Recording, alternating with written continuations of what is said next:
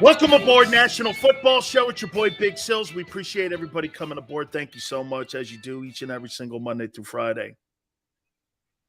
You know, guys, I kid around a lot with you.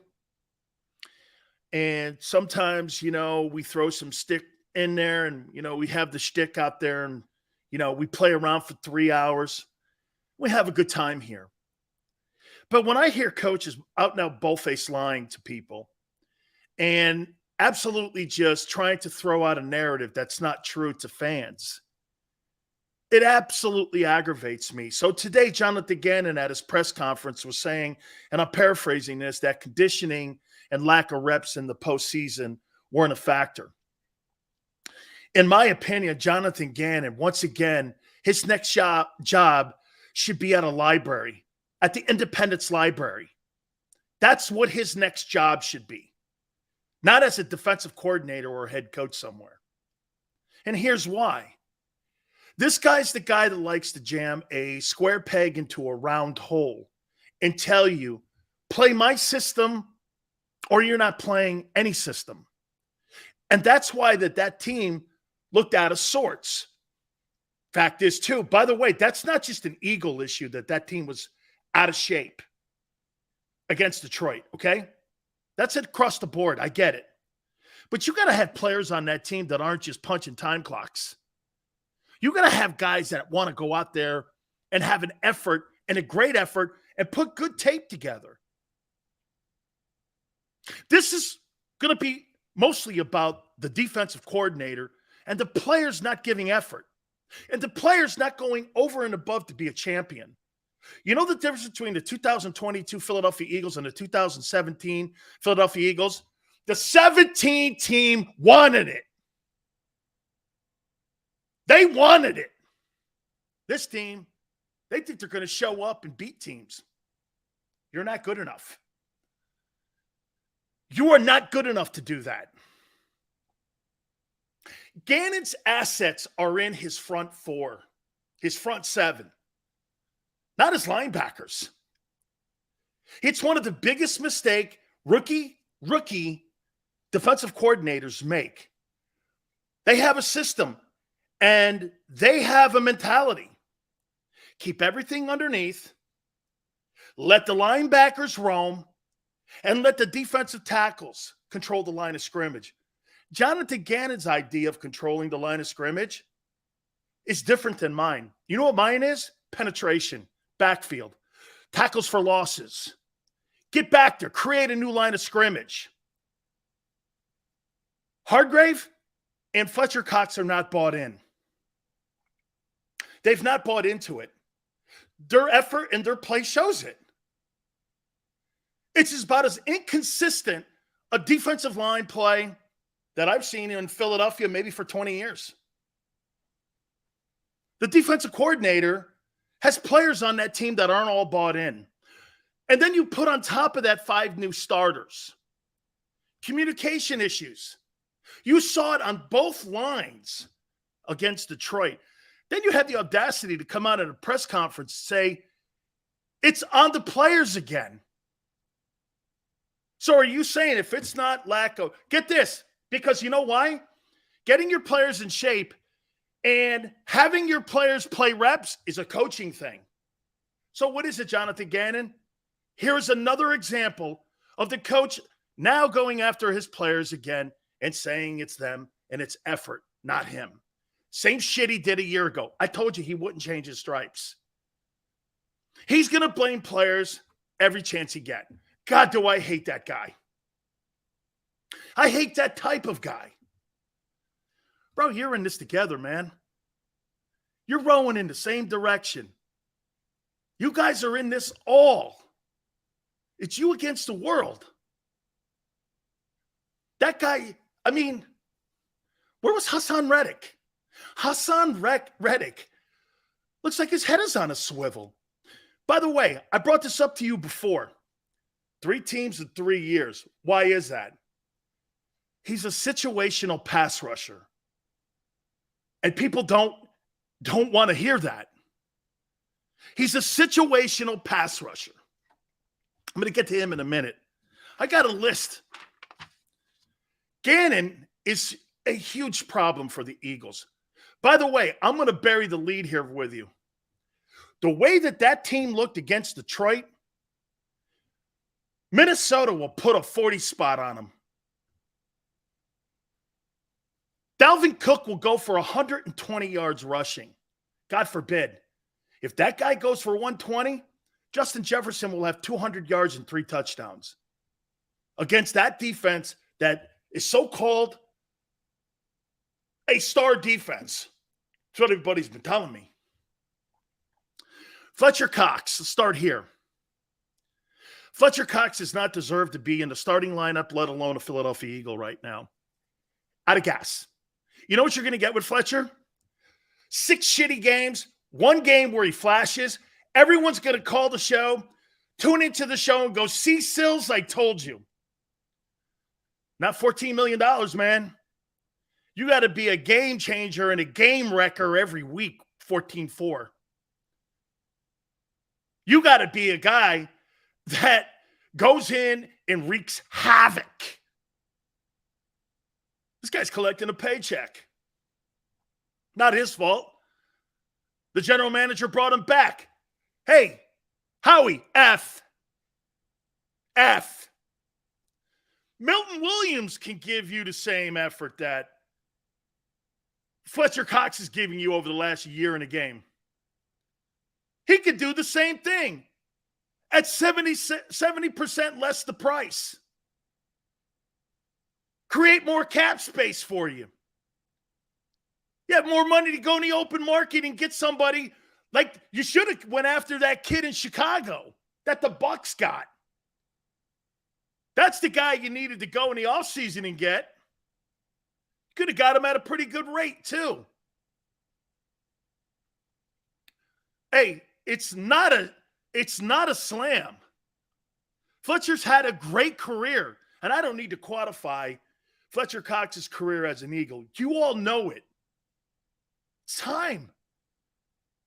It's time. This guy was getting blown off the ball. He's not in shape. He's not bought into Gannon's system, and you see his effort. He doesn't want to do that. He wants to play like Aaron Donald. I don't blame him. I hate that system. It's time. It's time to pull the ripcord on Fletcher Cox. It's over with. But then here you have a problem. Hey, fat guy, I'm going to start calling you Jelly. If you don't get your ass in shape, dude, you are not on scholarship any longer at Georgia. This is National Football League. You were drafted in the first round for a reason. Your athleticism, your talent, your production has never, ever in your career equaled it, including at Georgia. It's time. Either you're going to be, like I said yesterday, a great player or an average player. You're so gifted, you'll have a long career. But will you ever be considered one of the elites? Not with a White Castle mentality. You got to figure it out, kid. Do you want to be a star or not? Do you want to be Fletcher Cox 2.0? Because that's what they need out of the kid. Isn't this the worst thing you could say about a player? Boy, I'll tell you what, when he plays 10 plays, you line him up, man. He's a factor. Next 5 plays, he's fat, he's out of shape, plays high, gets knocked off the ball. Man, that's a crime. Don't let that be you, man. Don't let that be you. Terrible. Terrible. Get this. Not being in shape takes no ability. It takes no talent. The only thing it takes is will. It's will. God. Take it from somebody who failed.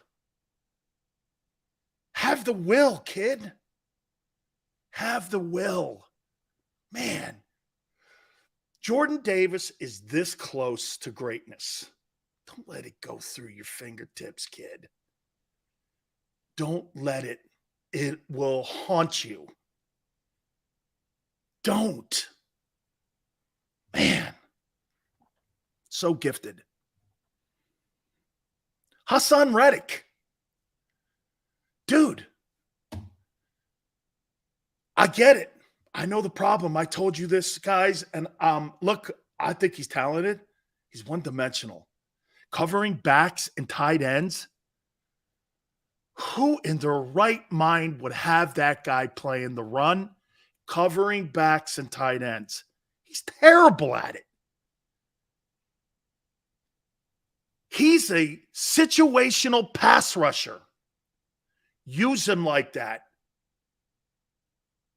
That's who he is.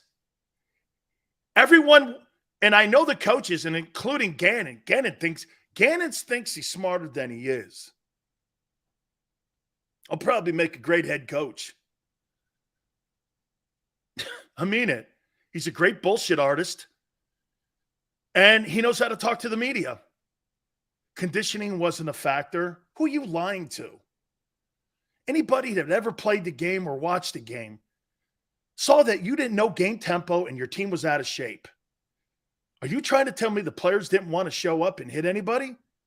Man, what a horrible, horrible press conference to hear a coach say that. Shut up. No respect for you for that. Hassan Reddick, man. Okay? Let's go. You need to play him this way. 3rd and long, 3rd and medium. Plain and simple. 1st and 2nd down, he should not be out there on the field. But you know what Howie did? He put start incentives in his contract. I could tell. Because that's why he starts. He shouldn't start. That guy's a situational pass rusher. At best. At best. Extra running. You mean to tell me that there's not enough veteran leadership on that Philadelphia Eagle team, and you don't walk off that field and you don't look at the 53/47-man roster and go like this, we need to be in better condition? You know, if you're in better shape, that makes you have clear mind and better communication on the field. That also plays a factor, and that's why you don't have those fucked up 10 penalties. Dude, when you're in shape and you're conditioned, that helps your communication and your poise.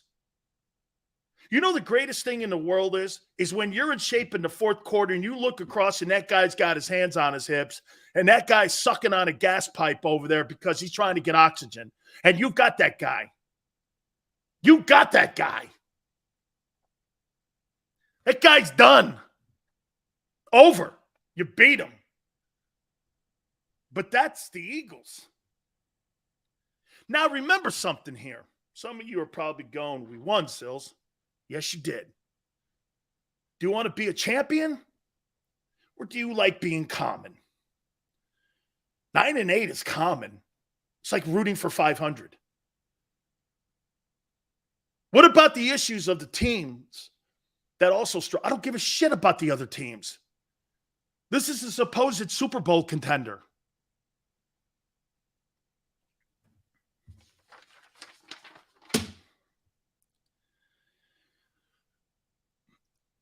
Trading deadline comes, I'm moving Fletcher Cox. I'm doing everything I can to get him out of there. He's not productive.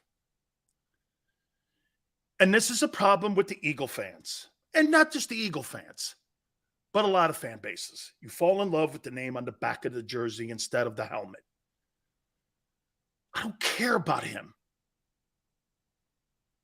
It's about stopping the run and being effective on 1st down. He's part of the problem. He's part of it.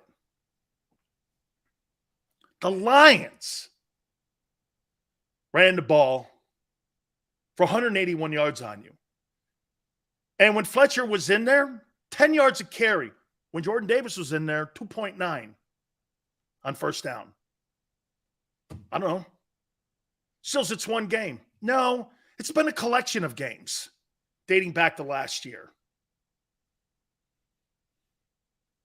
It's time. In every NFL player's career, that ugly day comes. For Brady, people are still waiting. For Todd Gurley, it was early. For Fletcher, it's been a brilliant Philadelphia Eagle career. It's time. It's time. Too many new guys on defense. The communication factor is an issue, especially in the front four. And let me explain something to you like I did to the guys on Sports Take. So you spend all your money in the triangle, your two tackles. You got $34 million lined up in there and a first-round draft choice. You went out and gave $10 million a year to Hassan Reddick. You got $45 to $50 million lined up. And you think your linebackers are your strength of your team? This guy, Jonathan Gannon, thinks his system is more important than the players that he has on his team. That's why he hasn't built a scheme. You see, I'm going to tell you something here. Let me read this here with 85. You see the 2.9 yards with Davis? Start him over. Not going to do that. 85, they got $12.7 million lined up in Hardgrave. And he's the younger dude. Not happening. Not happening. Financially, that's not going to work. How do you explain that to your owner where you got a $13 million guy sitting a pine behind a guy making $900,000? You're not going to do that. That's a cap failure. You're not going to play guys making $12 to $14 million? That's your GM overpaying for two players.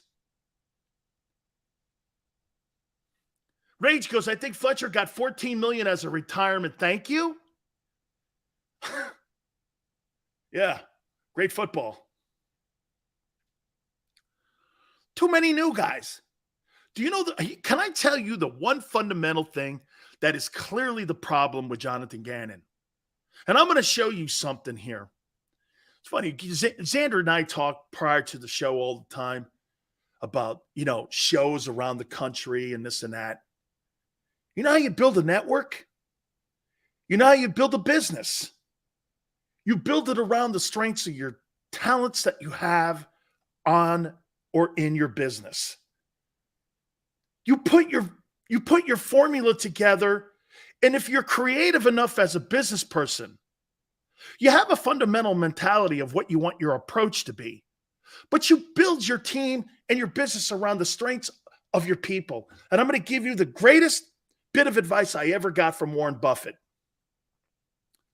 Warren, when you invest in businesses, boy, I wonder what kind of gadget you go after or gadget or widget you go at. He goes, I never do that. I go, what do you mean? He goes, I invest in people. I was like this. He goes, what? I go,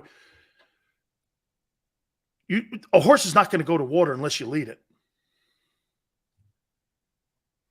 I looked at that. He goes, always invest in the jockey, never the horse. It's the jockey that takes the horse around the track. Okay? You could have the most talented horse on the planet. If you don't have the right jockey that knows how to get it home, you'll never cross the finish line. The Eagles had the wrong jockey. It's the same mentality. You got all those new faces, all those new voices in the huddle on defense. You don't think there's going to be a communication issue if you're not practicing? Those organized team practices are horseshit. They did nothing. Oh, but the Eagles are healthy. I could be wrong. They could come out and they could play their ass off against the Vikings. And get this, everything got righted. We'll see. I don't believe that. I think that offense will change and get better. I do not think that defense is going to get better. Not with the jockey leading it. I do not. You got too many good coaches on the offensive side. Smart thinkers. I don't think you have very many smart people on defense. Dude, this is training wheels. These coaches are so freaking young with so little experience, and you see it. They're being led and guided by the front office on how they prepare for games. And it showed. That was a front office game. That was a front office game if I've ever seen. Not going to practice, want to be healthy. Let's not play guys in the preseason. That's all Howie, man. No coach in his right mind would send a guy on a football field that was fat and out of shape. Nobody. And by the way, where are these assistant coaches kicking people in the ass going, you need to run more, kid? You need to get better shape. How about this with Jordan Davis? Let me throw this at you. So Jordan Davis, it wouldn't be about getting your head front side. It wouldn't be about engaging in offensive guards and centers. It would be our conversation on, you got to be in better shape. Damn, what a sin. It has nothing to do with athletic ability. Dude, you need to coach these kids harder. Get in some asses. See, but they can't because you know why? They're not in charge. They're not in charge. Sirianni hollers at Hurts on the sidelines. Big deal. Your coaching is Monday through Friday, not Sundays. If I'm coaching players on Sundays, there's a problem. What the hell were you doing Monday through Friday then? Coach Johnson used to do this all the time. Sundays would come. I never heard a peep from him. I heard his ass Monday through Friday, though. You bet your ass on that.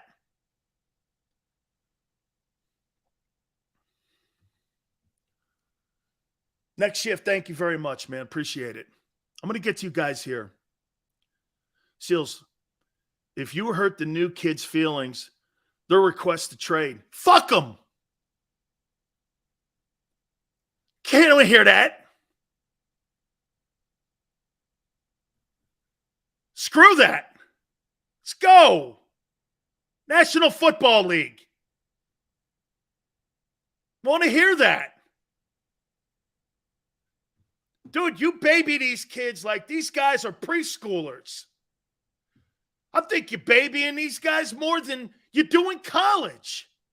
I'll tell you what, man. Best coaches, that guy in Alabama, man, would run that team into the ground.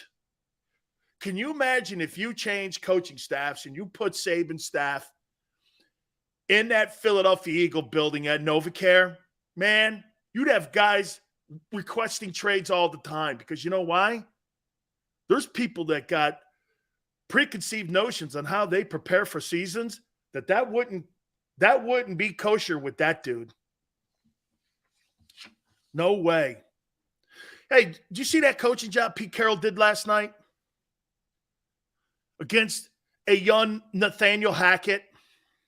You see that? Geno Smith beat Russell Wilson and the Broncos. Geno Smith. You see the way that Seahawks defense played last night? They played like their hair was on fire. In Jonathan Gannon's year in a game, have you seen any situation where the Eagles play like their hair's on fire? That's the greatest example I could give you on the mentality of a defensive-minded coach versus a guy who's a librarian. Seahawks are ready to play, man. They were outmanned, out-quarterbacked, everything. Everyone's crowning the Broncos, gave the dude almost a $300 million deal.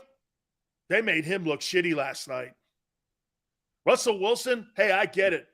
Whole thing at the end. And then you had JV coaching at the end. You take the ball out of Wilson's hand and you put it in a kicker's foot. Really? You spent $300 million so that you could put the game in the hands of a guy who's never kicked a 60-yarder, I think a 61-yarder, whatever it was. You can't be any dumber. Players see this. They know who they're in the room with. Pete Carroll outcoached a rookie coach and made that dude look like this. Hey, man, I told you from day one. This is how I run my team. We run the ball hard. Shit, the kid Rashad Penny looks like he was reincarnated.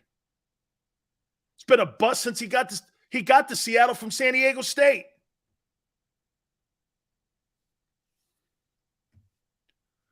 Completely outcoached. Geno Smith beat Russell Wilson.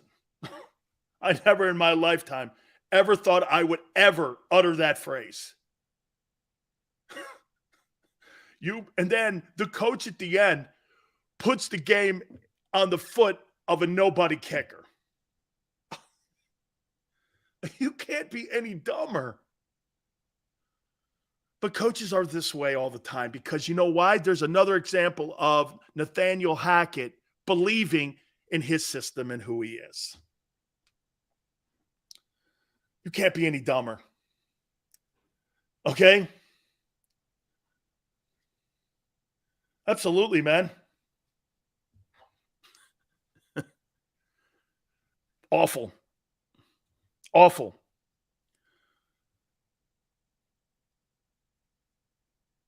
Hackett pulled the Staley. Lose that locker room with that kind of stuff. Problem is Gannon. Problem is Gannon. And then Gannon has the onions to come out in a press conference and go, it's not conditioning. It's not lack of reps. Well, then what is it? Your players didn't show up? You're putting it on the players? Man. You see, players were going to read that. Fletcher's going to see that. Hardgrave is going to see that. That's clearly turning the blame back on the players and off the coaches. Dude, he's terrible. So when you're up 31-17 and you have a sequence of plays where you have 3 consecutive 3-and-outs and you saw him moving golf around in the pocket was the way to get to him. What made you get away from that? He was finding no lanes. There were no passing lanes. You know when the passing lanes came? When Gannon pulled off the gas pedal. Shit, second half was a completely different Jared Goff. Why? Well, D coordinator wasn't bringing pressure anymore. I worry about the talent on the Eagles D line. No, they're not being properly used. Dude, if I have a 6'6" guy running, watch this. BF, if I have a 6'6", 348-pound defensive tackle that runs a 4.78, I'm not asking him to two-gap. I'm asking him to line up in the gap and make the biggest presence you can possibly make because you're going to wreak havoc back there when you do that. The worst thing you can have in an offense is penetration and moving the quarterback around. Hey, by the way, you don't bring pressure against Kirk Cousins, he will throw for 400 yards against you. 400 yards. With that group, throw for 400 yards. Move. How do you get to Cousins? Pressure. This guy doesn't believe in pressure.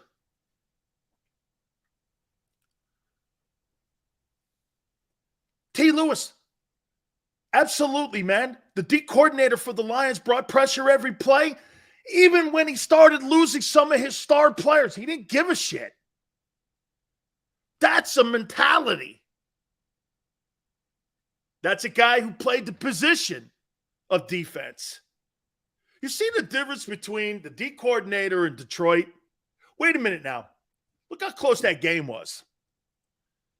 And look how that D coordinator's mentality was because he's a former player. Got to get after people. Got to get after them. I'm telling you, like I told the guys earlier and like I told you guys yesterday, okay? The reason that they win that game is Jalen Hurts, clearly. His running ability, breaking down on third down, they had no answers for it, and they couldn't contain him. They just could not stop him. And they're lucky. Hurts can't, watch this. If they got a quarterback back there that can't move around, there'd have been 7 sacks. I think the Lions would have handily beat the Eagles. Handily. You were out of shape. You couldn't pass protect. Miles Sanders kept it also going.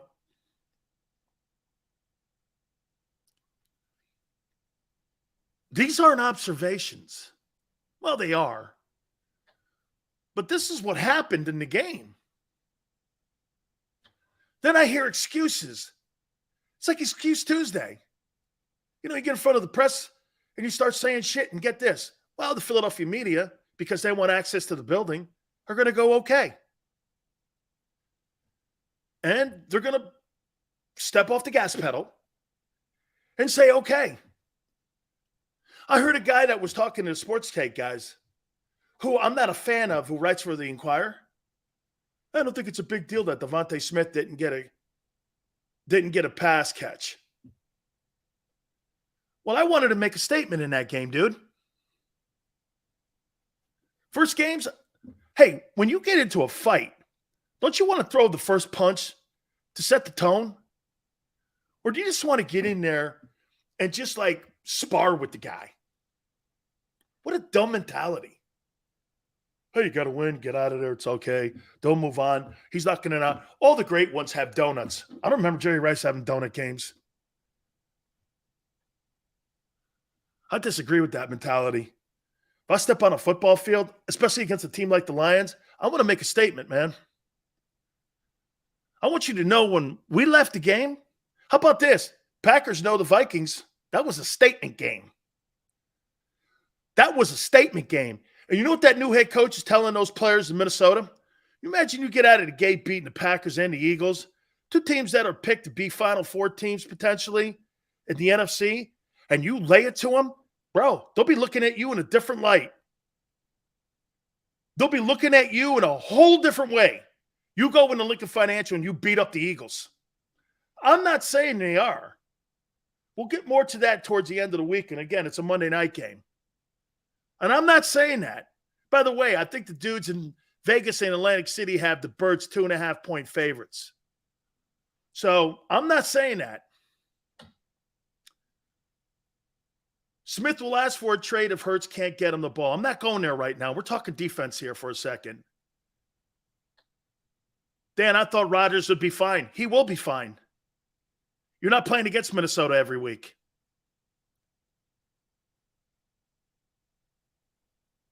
Brian goes, anyone bet on the Broncos last night? I bet you everybody did. Geno Smith? I don't think that guy started a ball game since he was with the Jets. Okay? Michael goes, Sills, can you please come coach the Eagles defense? They'd never listen to me. They don't want a guy like me. You got to be a politician today. Me and Seth, not working. Okay? You got to be like a psychologist and a politician to be a coach today. You can't have heart-to-hearts like you can back in the day.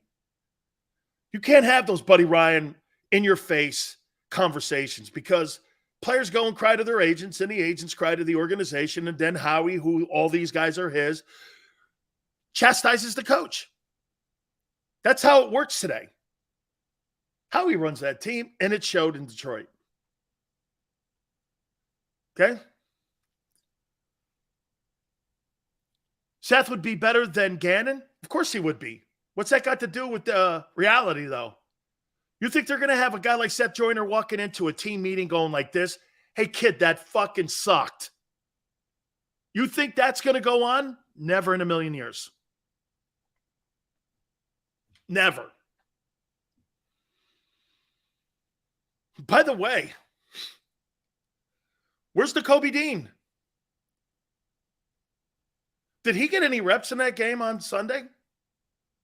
Did he play it down? And I'm not talking special teams. Did he play? I don't remember him in the game. So somebody tell me if he played. What are you doing with him?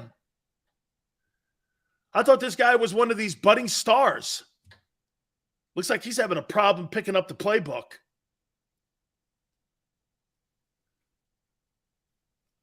Where is he? He's a steal of the draft?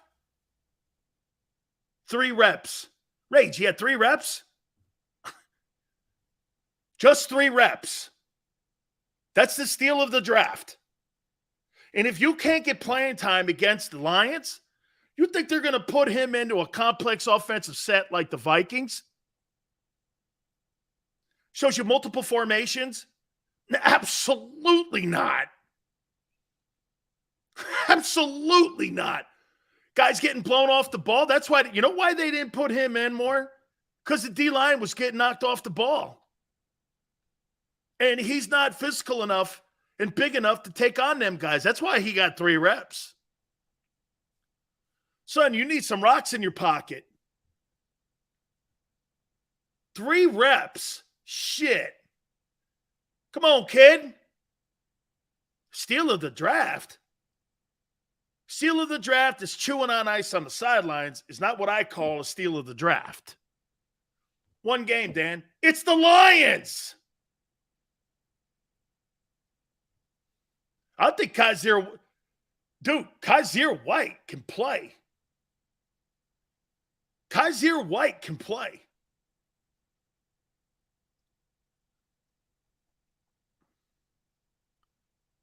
Yeah, but Epps and White look good. I thought, haven't I been telling you to give Marcus Epps a shot? I like Marcus Epps. I think he plays hard. He made a bunch of nice hits. I don't have a problem with him at all back there. Okay? I think CJ played as well as he could with 9 days on the job. Okay? Carl goes, it's a good damn thing we didn't lose. No, but you lost a little bit in reputation. Eagles won the game against the Lions. I think you lost some face in the locker room with people and with people around in the NFL community. That's a piss-ass effort, dude. But by the way, again, I think Jalen Hurts, you go back. I watched that game again last night. Jalen Hurts is not on the field. There's no question they don't win that game. If Gardner Minshew's a quarterback, they're killed. Because the pass rush was getting to him. Lane Johnson's the only guy that graded out well, in my opinion. Rest of them.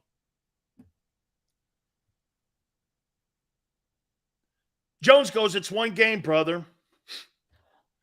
Dude, all I know is this. When I build a house, I start with 1 brick. Okay? When I start writing a story, I start with 1 word. When I start anything in my life, I want it to be solid.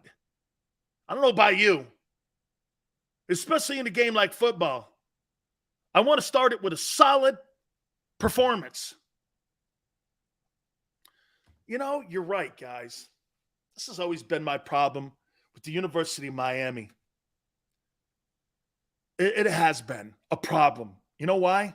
I demand you freaking play your ass off all the time, and you play as hard as you can, and you give max effort at all times, max coaching. Everything has to be great.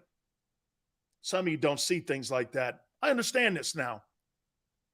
I do. I understand this. That's not how I am, man. Football's ruined me. It has. Because, man, when I stepped on a football field, or I did anything that I wanted like that, man, I wanted to be the greatest, and I wanted to stand out in a crowd. I didn't give a shit it was game 1 or game 17 or game 12. Didn't matter. I really sometimes didn't even give a shit what the score was. You know, that's probably a problem on me. I most of the time didn't care what the score was. I wasn't going to give you a bad effort ever. Ever. I was going to play the best of my ability. Some of you go like this. Sills, you must have been your own worst enemy. Funny. Prior to my show, it's kind of what Xander said. It's true in everything I've done. Football, broadcasting. It's true. Can't lie. Can't lie.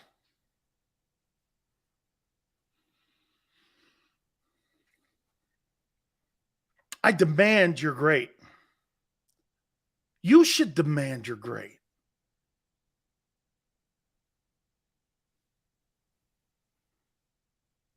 Why do it?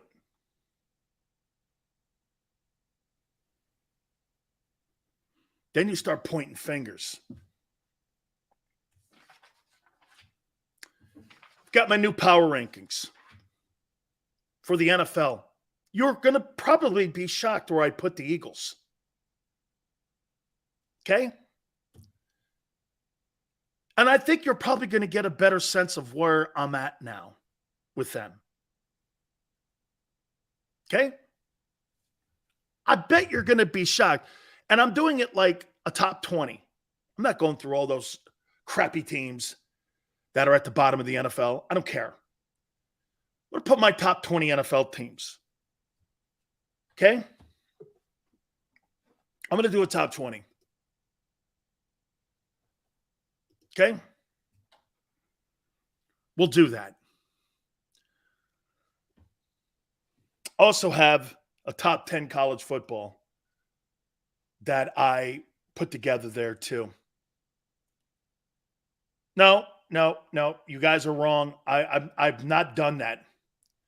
Dan can't shit on Hurts this week, so he's got to point somewhere else. Bro, you have a problem with me. I don't with you. So whatever. It's all good. Okay? I think you trying to goat me into talking shit on Hurts. There's no reason for it. I've already done that yesterday. I made my point. Driving a nail into the board and through the board, I've made my point. I would say this to you. Dude, Milton Williams could give me more than Fletcher Cox can. I'd start his ass. If Jordan Davis is too fat and out of shape, I would start Milton Williams. Fletcher Cox does not belong on the Philadelphia Eagles. Okay? He does not. He does not. Okay? Please hit the like button. We're going to continue. I got my top 20 NFL power rankings. Very disappointing effort last night by the Broncos, too. We're going to take a look at week 2 also. Merrill Reese, the legendary voice of the Philadelphia Eagles, has agreed to come on with me once a week. And we are privileged to have Merrill Reese come on with us once a week. He'll be on with us again on the third hour at 5:30 Eastern time. So we're so looking forward to talking with Merrill Reese and what he saw. Guys, don't forget also our good friends at Morgan & Morgan, where the fee is free. If you're hurt or injured on the job, there's only one place for you to go when it comes to representing your family. That is Morgan & Morgan. For over 30 years, they've collected $13.5 billion for their clients, protecting them and guiding them through very tough trials. They're the biggest law firm in the country, and nobody represents you better because they are the biggest. With over 800 attorneys and offices in New York, Philadelphia, and in Florida, nobody will represent you the same way Morgan & Morgan will. Call them at 800-512-1600. That's 800-512-1600. The call is free. The consultation is free. 800-512-1600. When you call Morgan & Morgan, do me a favor. Tell them Big Sil sent you. When choosing a lawyer for your injury case, you may ask, does the size of the law firm matter? Well, of course it does. The insurance company, they're huge with unlimited resources. And whether your case is big or small, they're built to bully you out of the money you're owed. But here's the good news. We're big too, the biggest actually. And we're built to fight to make them pay for all that was taken from you. Size is our strength. There's only one Morgan & Morgan, forthepeople.com.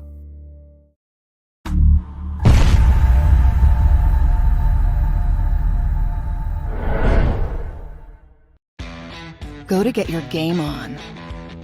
Go for the beers. Go for the cheers. Go for the hit and the hits. Go for the stakes and the stakes. Go to get your parlay on. Go to get your party on. Go for the scene. Go for the screens. Go for the gallery. Go for the win. Go to Ocean. Visit theoceanac.com to plan your visit. Philadelphia fans, we're cut from a different cloth. Born into a brotherhood and bonded to our team for life. We believe anything is possible because we've witnessed the impossible. While we may be from different neighborhoods, come Sunday, we are one, and we will be heard. Pondley Hockey, official partner of the Philadelphia Eagles. It's the #1 news at 10 p.m. Action News on PHL 17. Join Shari Williams, Gray Hall, Deuces Rogers, and meteorologist Adam Joseph for all the big stories at a time that's right for you. Action News at 10 p.m. on PHL 17. I get scared sometimes. Of a lot of things. Joining in. Decisions. The dark. The dark. But I once heard someone say, But as I always say, it's okay to be afraid as long as you face the fear. and keep moving forward. Wherever you are in life, count on the name trusted in insurance for over 80 years. Independence Blue Cross.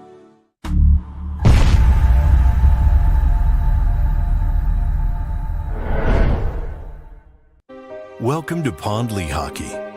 We've helped over 100,000 injured and disabled workers obtain benefits, as well as some of the biggest settlements in the state. If you've been injured at work, give Pondley Hockey a call. Go passionately. Go fearlessly. Go confidently. Go Birds! Go confidently towards your goals with First Trust, Philly's hometown bank for nearly 90 years, and the official bank of the Philadelphia Eagles. We're focused on getting you over the goal line. So go with conviction, go with trust, Go Birds! and go forward with us by your side. First Trust Bank, the official bank of Philadelphia dreams. Up, and go Birds.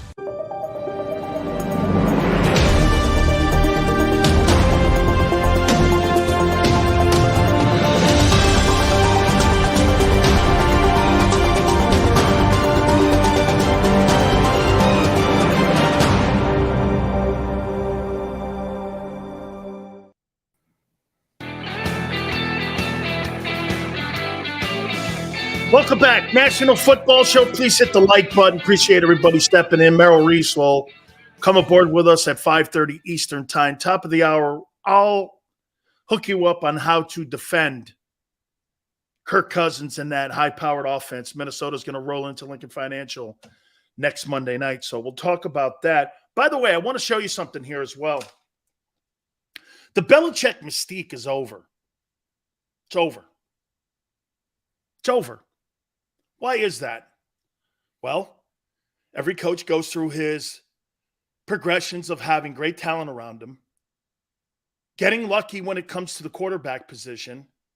And if this doesn't show you more about what and how important it is to have a starting quarterback that can move the chains for you and help you out in certain areas when you're not as great on defense or you got deficiencies in your O-line, running game, wide receivers. When you have that position down, anybody can look like a Hall of Fame coach. Bill Belichick, it's not special anymore in New England. That thing's over with. When I see the New England Patriots, that's not special anymore. They don't have special players. Bill's mystique is no longer going to be enough when you walk into Gillette and think, wow, this is going to be a tough game. Not saying the team's not going to be prepared, all the things that they had done to create that environment when Brady was there, but it was Brady. It's 80% the starting quarterback if you have the right guy in the building. 80%. You don't have that guy in the building, you have no shot of winning. No shot of winning. There is no doubt. If you don't have the right guy or a guy, one of those dudes, Holmes, okay, or Brady or Rodgers or any of them guys, chances are you're not going to win a lot of games. Be around 500 rest of his coaching career. It will not finish special. Mystique's gone. It's totally gone. I know some of you are probably thinking that I'm going to be more critical of the Eagles here when I throw you my top 20 teams here in the NFL. You're probably going to be shocked, okay? But I still have belief. Here's the Big Seal's power rankings for the NFL after week 1. 49ers are 20th. Even though I don't like what's going on at the quarterback position, they'll make a move and they'll go back to Garoppolo and they'll go back to the winner that he is. And they'll get rid of this Trey Lance, and it'll be painful. That decision when they pull Trey Lance will be one of the hardest decisions John Lynch will make in his general manager's career. Because you know why? He'll have to come to grips that he absolutely effed up 3 first-round draft choices. That's what that'll come to. Because I don't believe that the 49ers will be patient with Trey Lance and sit him for a couple of years. I do not believe that. Okay? Okay? Number 19. I got the Titans here. I think they're a well-coached team. They got beat by an aggressive coach. And Brian Dable, I thought he was awesome. I tell you something else, too. I don't have the Giants ranked high, but I will say this to you. There is no question one of the most important things happened for the New York Giants, and it was Brian Dable who did this. He reestablished Saquon Barkley as one of the top backs again in the game. It was one of the most important things. If you can't fix Daniel Jones, the other job that Brian Dable had as the new coach of the Giants was to reestablish Saquon Barkley. You have 2 first-round draft choices in that backfield, and you had to fix one of them. You had to reestablish one of them. He reestablished. I don't know if he fixes Daniel Jones. But what I also loved was this. Walking over to the defense and going, hey, guys, we're going for 2. That's coaching at its finest. That's Nick Foles walking over to Doug Peterson going, how about the Philly special? Okay. Shit, I love that kind of style of coach. I love that, man. Love that. Okay? Love it. They reestablished Saquon Barkley. How do you know Barkley's fixed? Well, against a pretty good Titans team, he did go for 164 on 18 carries. Almost 10 yards a carry. I would say that looked pretty good. And that's a way to get him established again. I don't know. I do have the Broncos. I believe because Russell Wilson will fix this. I'm not sure about Nathaniel Hackett, but I got them 18th. Believe me, people had them in the top 5. Look how far that thing has fallen. How about the Browns, man? Kevin Stefanski. Nick Chubb was a stud. Okay, Jacoby Brissett will get better. I got the Browns at 17. I got the Steelers at 16. Mike Tomlin, that dude is a coach. Dude, it doesn't matter who plays quarterback for him, okay? He is just a great freaking coach. Man, do I love Mike Tomlin. Number 15, one of the most important wins of the weekend, the Commanders, Carson Wentz and Ron Rivera. Well done. Some go, well, it's the Jags. Easy. It's the Lions. And there were so many more subplots in that. Nobody in Washington or half the locker room probably thinks Carson Wentz sucks. You see what they're saying about him today? Man, he was great. Man, he was awesome. Carson Wentz? Hey, how's that working out in Indianapolis with Matt Ryan? No? You tie the Texans? That's an upgrade? Speaking of the Colts, I like Frank. I got him 14th. I don't know why, but I love the running back. Jonathan Taylor, the defense, the O-line. I think they'll right the ship. I got the Raiders at 13. Tell you this, man. That kid in Los Angeles.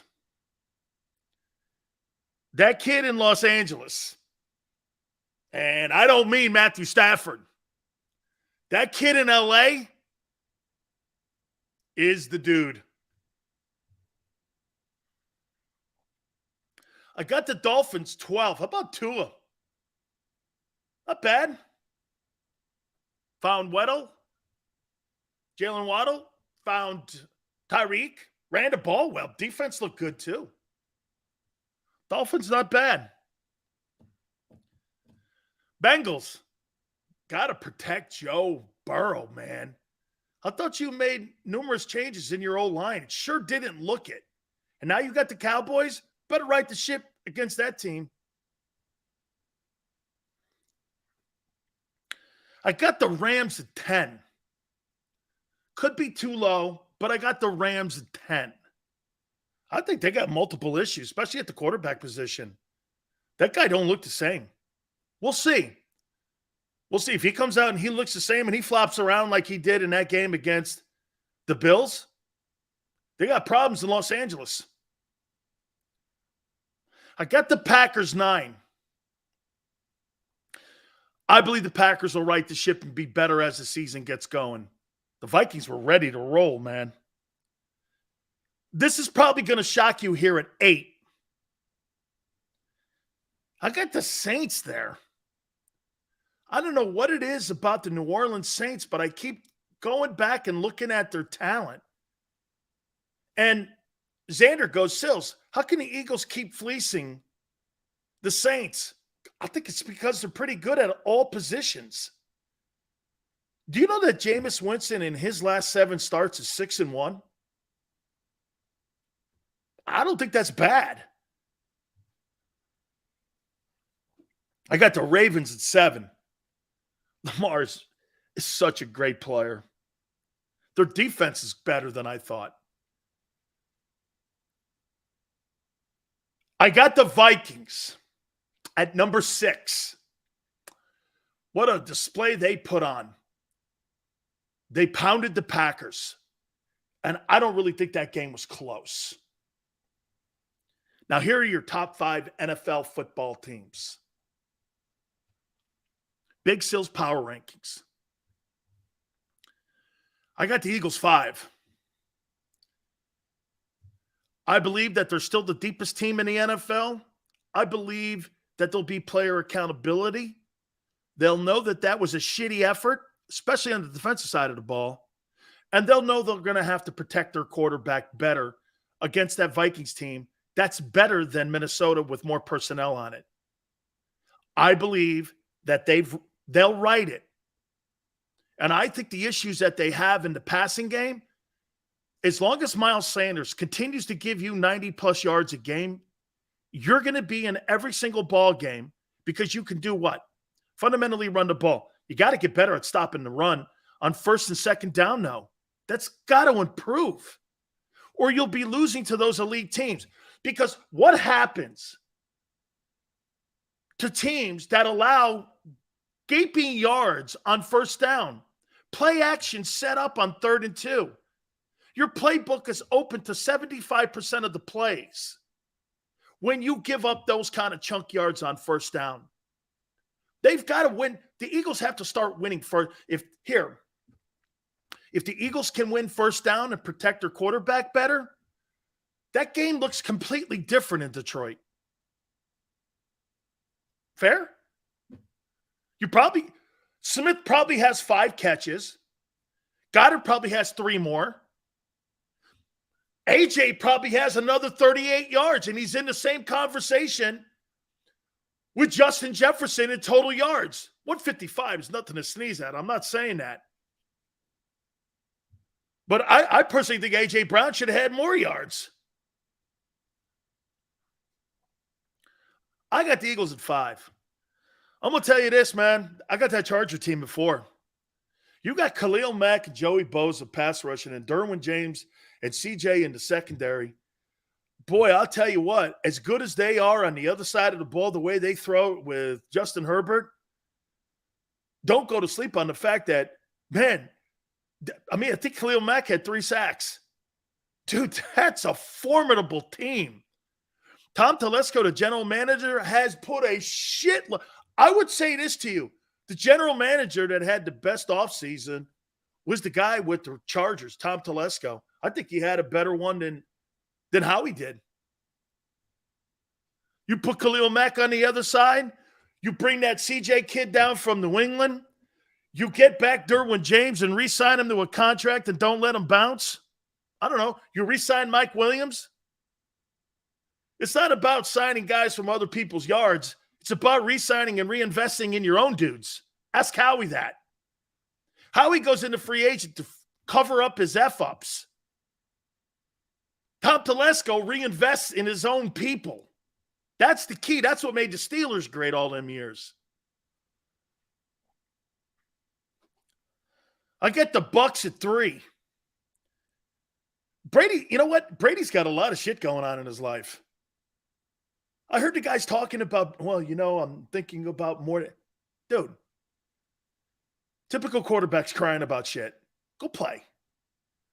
Tom's built up all the assets and equity. He could talk like this, but come on. I mean, I don't want to hear that. Nobody wants to hear that. If you didn't want to come back, don't come back. But don't tell me and waffle and turn something into drama that it's dumb. I don't care about your personal life. You got to go win ball games, man. You got to beat the Saints this weekend, who have owned you. I got the Chiefs at 2. And boy, I'll tell you, man, 9 different receivers touched the ball. And Patrick Mahomes, man, 5 touchdowns. That dude is a player, man. He is, man. Shit. He's like, you think I need Tyreek Hill? You really think I need Tyreek Hill? Try this one out.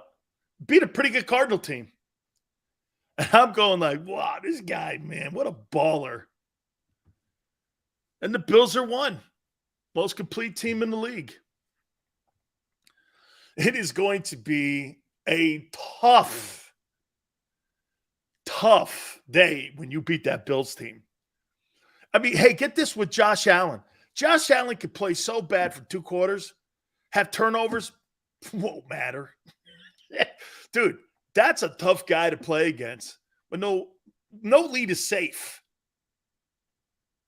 All right, I'm going to talk how you have to defend Kirk Cousins. Again, and will Gannon adapt to it? Will he adapt? Hit the like button. Hour 2, keep it here on the National Football Show.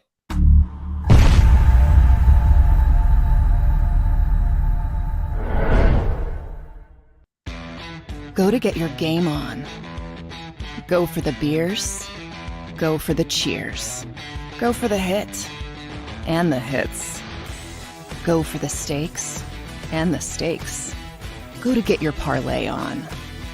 Go to get your party on. Go for the scene. Go for the screens. Go for the gallery. Go for the win. Go to Ocean. Visit theoceanac.com to plan your visit. Philadelphia fans, we're cut from a different cloth. Born into a brotherhood and bonded to our team for life. We believe anything is possible because we've witnessed the impossible. While we may be from different neighborhoods, come Sunday, we are one, and we will be heard. Pondley Hockey, official partner of the Philadelphia Eagles. It's the #1 news at 10 p.m. Action News on PHL 17. Join Shari Williams, Gray Hall, Deuces Rogers, and meteorologist Adam Joseph for all the big stories at a time that's right for you. Action News at 10 p.m. on PHL 17. I get scared sometimes. Of a lot of things. Joining in. Decisions. The dark. The dark. But I once heard someone say, But as I always say, It's okay to be afraid as long as you face the fear. and keep moving forward. Wherever you are in life, count on the name trusted in insurance for over 80 years. Independence Blue Cross.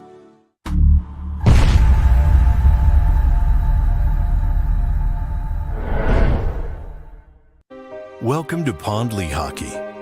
We've helped over 100,000 injured and disabled workers obtain benefits, as well as some of the biggest settlements in the state. If you've been injured at work, give Pond Hockey a call. Go passionately. Go fearlessly. Go confidently. Go Birds! Go confidently towards your goals with First Trust, Philly's hometown bank for nearly 90 years, and the official bank of the Philadelphia Eagles. We're focused on getting you over the goal line. So go with conviction, go with trust, Go Birds! and go forward with us by your side. First Trust Bank, the official bank of Philadelphia dreams. Up and go Birds.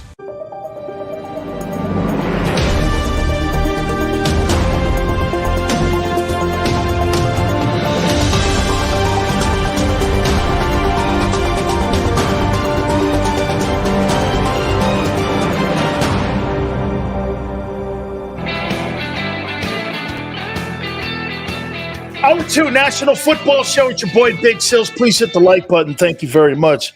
Jameis Winston, 23 of 34, 269, 2 touchdowns. What's the most important, significant stat that he had in this game? And I get it. It's against the Falcons. So temper it, right? No turnovers. That's what he has to fight. It's not the 270 or the 300 yards in offense and passing yards and all that. He's got to stay away from the shit play in the games. In Jameis Winston's career, it's not about the spectacular touchdown pass. It's the nightmare turnover in critical situations. Plagues Wentz, too. Okay? Plagues Wentz. Dr. K, you are the man, truthful Dan, and pleasure to listen to you for us Eagle Boomers. Thank you so much, Dr. K. That's an honor to have you here with us. Thank you. Hey, Rage, I got it, man. I couldn't believe they were taking them out the way they were back to the woodshed and the Falcons in that first half of that game. I get it. Okay? It's the Falcons, though, and I'm with you. Okay? Did you know, Dan, that he had eye surgery? I did not know that. Well, I'll tell you this. I think Carmichael, and when Sean Payton was there a year ago, I thought they did a nice. Boy, he looks like a different player when it comes to decision-making and tight windows. That's all I'm saying. Reds, what's up, man? Thanks for coming in here. I'll get to you guys here in a minute. I've been kind of going on a rant here for a little bit here. But, hey, listen, like I said, it's a nice start for Jameis. Got the Bucs this weekend. They've owned the Bucs in the regular season. Owned them. Shit, who was the quarterback that beat him last year? Trevor Siemian? Trevor Siemian beat that Buccaneer team last year. Who made it to the divisional round? I mean, Trevor Siemian? Really? Did you see how they used Taysom Hill, too? As a halfback? About time. They've been moving him around the quarter. He's not a quarterback, man. He's Tebow at best, a quarterback. Okay?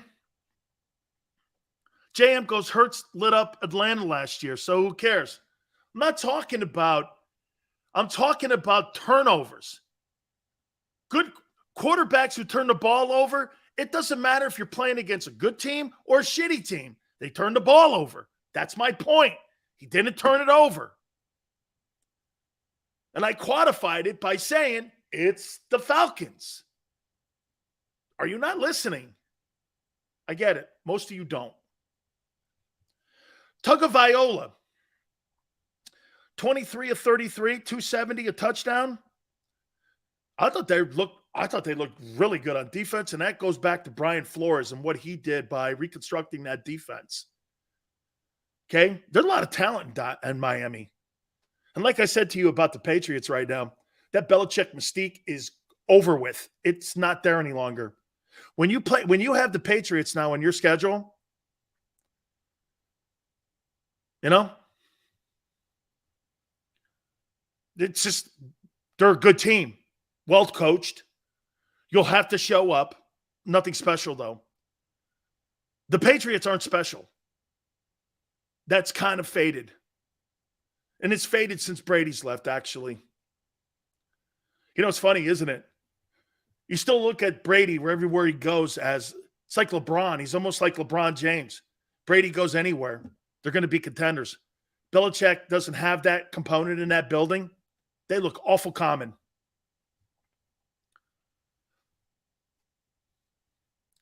I'm going to get to Justin Jefferson and how you have to defend Kirk Cousins here in a second.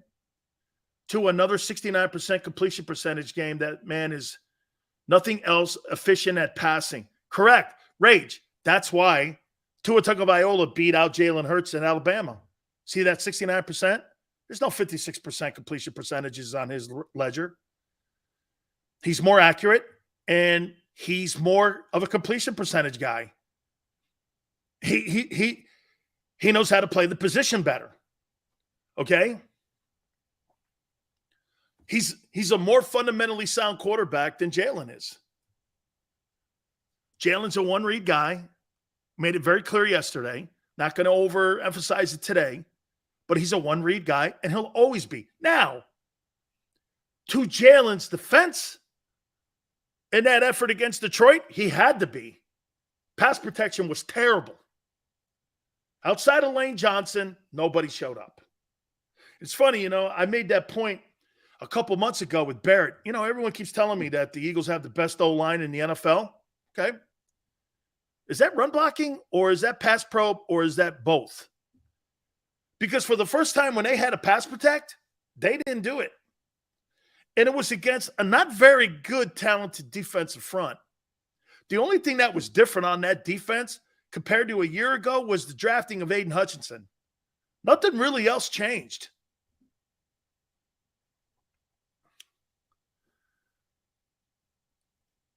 Brian goes, Tua sees the field better than Hurts. He sits in the pocket more. Remember something, Tagovailoa doesn't want to run.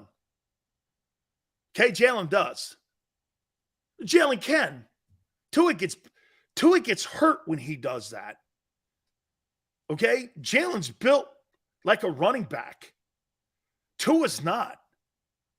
Hey, there's no question that Hurts is more durable.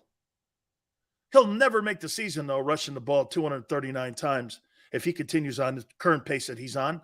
Never make the year. Never make the year, Hurts. Never make the year.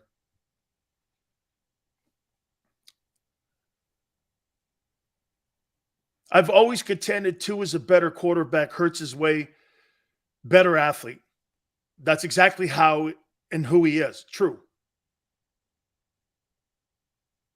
Razor goes, Jalen can be a longer read quarterback if he uses his vision to step up in the pocket and keep eyes down the field. Razor, I think what he has to do is actually get deeper drops like Breeze and Russell Wilson do because they're so short.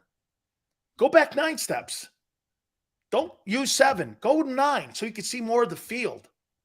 Those guys had troubles looking over their tall old linemen, so they took deeper drops. To me, that's how I would coach him.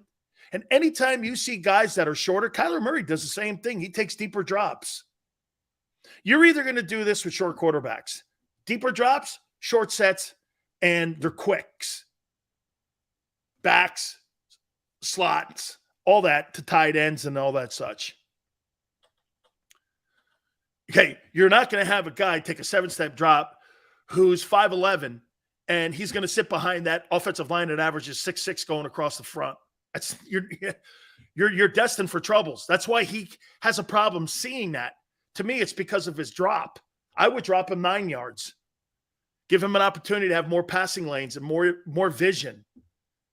The reason he has that problem with the vision, he's too small. And he doesn't give himself an ability to be able to create passing lanes. That's why he takes off the way he does. Again, that's something that can be corrected. That's something that can be. With better coaching. Brian, that can be taught. Deeper drop, but not with Shane Steichen. If it's not there, take off. Dude, if I'm Devontae Smith and I hear an offensive coordinator saying that, I want to throw my playbook at him. So if I'm halfway through my route and I don't feel the play's going to get open, take off running? How's that helping his wideouts? Reds goes, did Jalen make a few better throws? He did. I said it again, and I'll say it again. Hurts is not on the field. They don't win. Donald, saw you on Sports Take. Great job. Thank you so much. Seals, who you got, Eagles or Vikings? That I'm not going to tell you right now. Let's get into that. Thank you so much here. Oh, Cole, let me go into this. So you've got a high-powered offense with Dalvin Cook. I always start there. Let me tell you this, too. And I'll get to the other. And let me stay on one side of the ball and not go all over the place here with you. When you've got an emotional game, a divisional game like the Vikings played with the Packers, and that's been their nemesis for the last, 7 years in Green Bay and in Minnesota, has been the fact that Minnesota just can't beat that team. And that team has always been a problem for them when it comes to extending their play in the postseason. Green Bay's always been there, right? Okay. So when you win a game like that, you've got to have fundamental leadership in that building to go like this. Wow.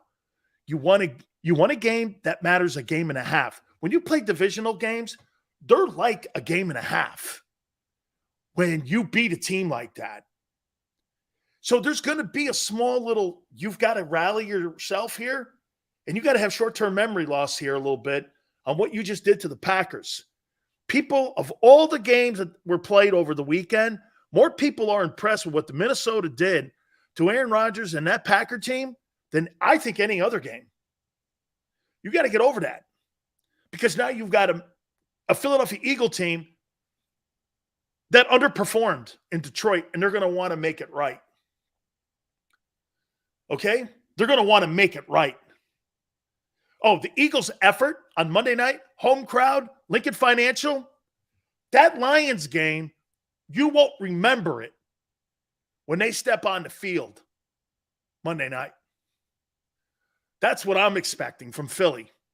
And I think that's why they're 2.5-point favorites going into that Monday night game.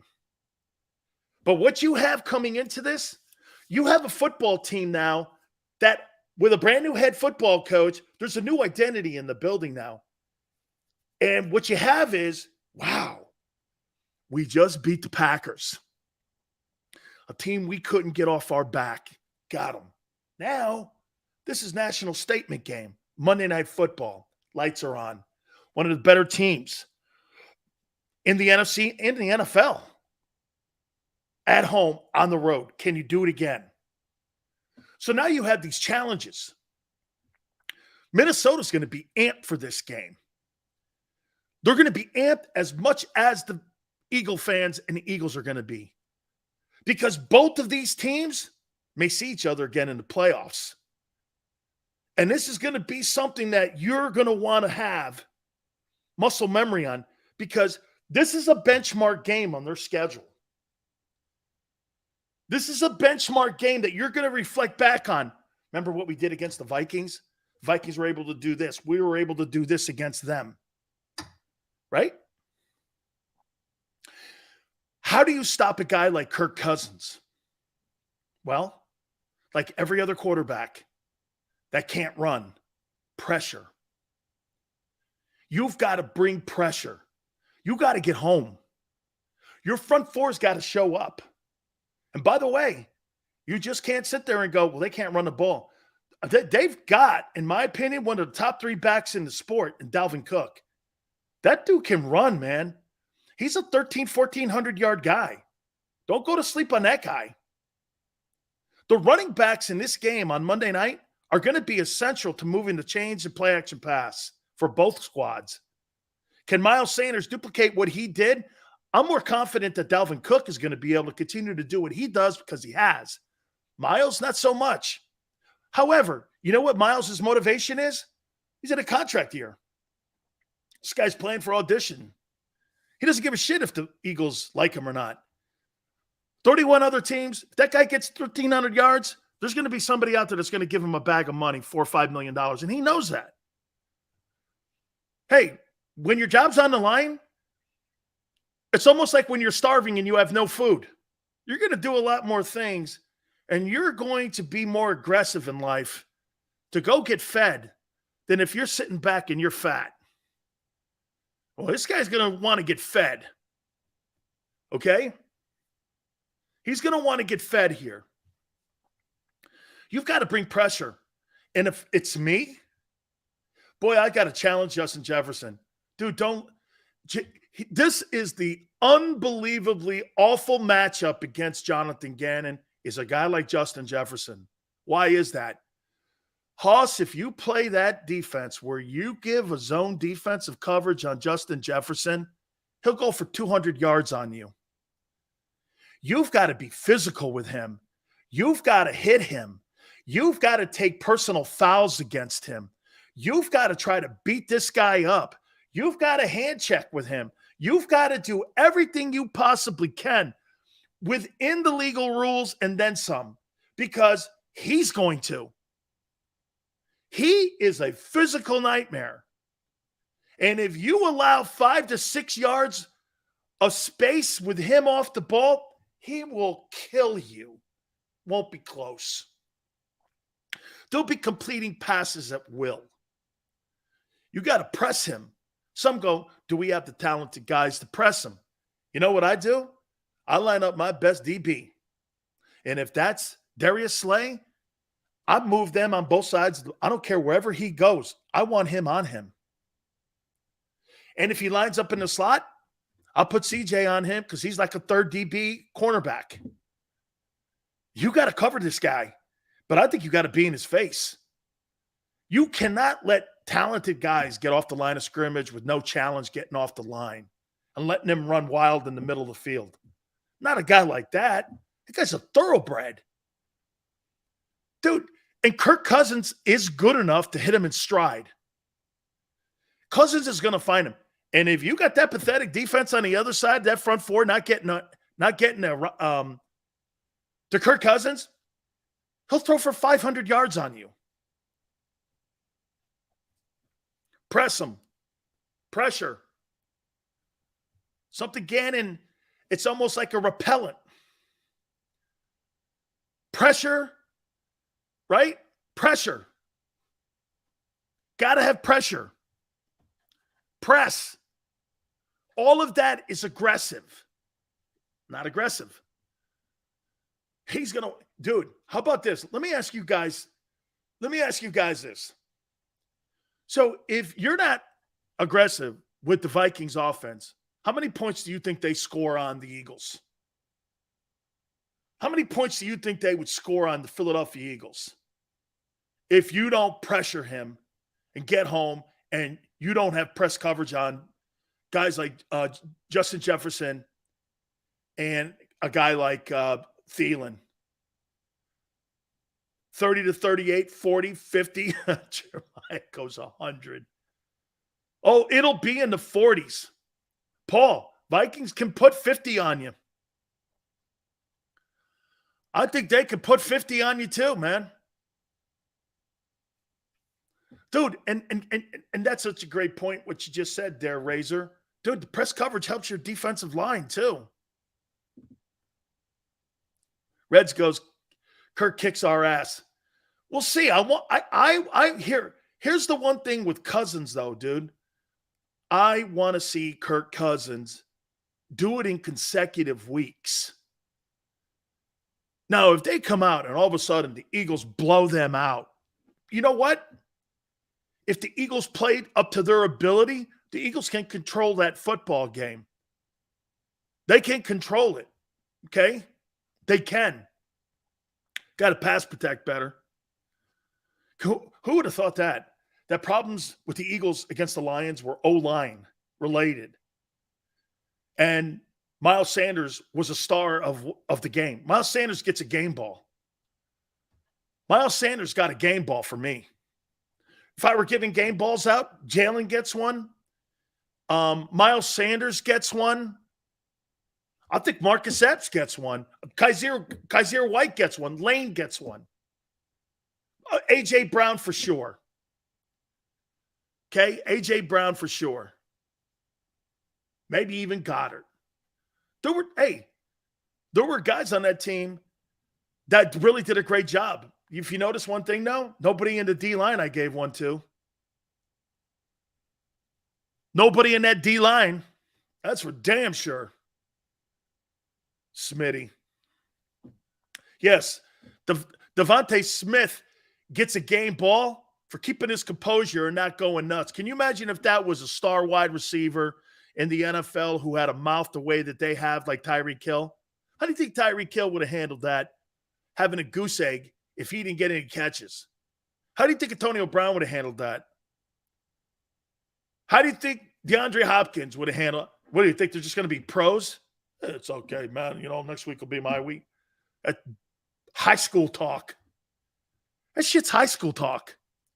You know, 1 week is my week. Next week is his week. Really? I get paid weekly too, like every other dude. And there's contract incentives in my deal too, guy. Okay? I'm part of the offense. Make sure it happens every week. Not when you think, well, next week's going to be this guy. That week is going to be that guy. Isn't it funny? Every week it's Justin Jefferson. Hey, how many people think Justin Jefferson will have a goose egg this year in stats? I saw that guy Jeff McClain say that. Not a big deal. How many people think Justin Jefferson will have no catches for no yards this year in any game? Do you really believe that? Or Devontae Adams? Do you really believe that?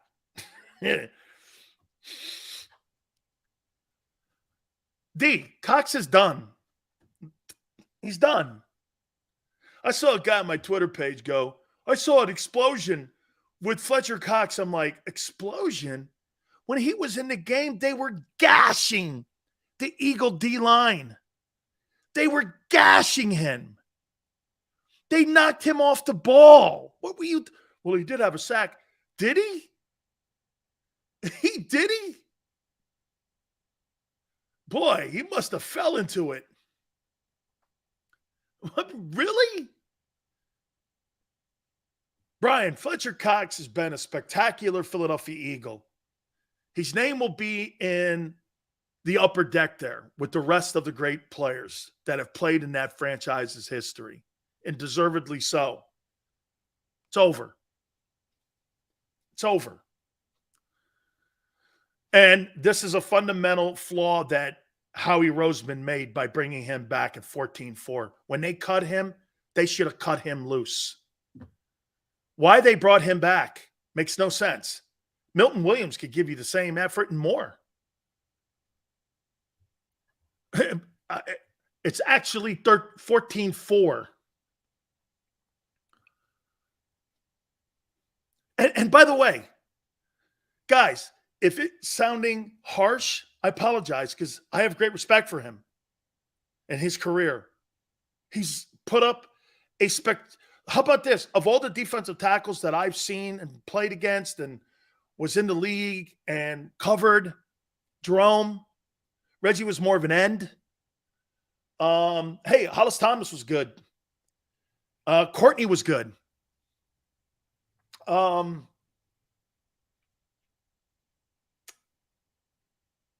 Some of your DTs. And Fletcher. Fletcher's been right there, man. Truly one of the all-time greats. Clyde was more of a defensive end.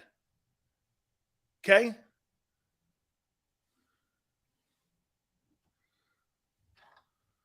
So, pressure Cousins, man. And look, I don't mean to be this way when it comes to talking about Fletcher. Okay? Sapp is spectacular. Sapp was a sack. I think Sapp's better than Aaron Donald. And the reason I say that, Sapp played to run. And Aaron Donald never played on a defense that was as dominant as that Buck defense, that 0-2 Buck defense. And it was because of Sapp. It was because of the defensive end they had too. It was because of Derek Brooks, Rondé Barber. Tony Dungy, who was on with us yesterday, was the architect of all that. And I always thought Sapp played really great against the run. Aaron Donald does not play well against the run. Bills showed that. Bills ran right at him. Guy was nowhere to be seen.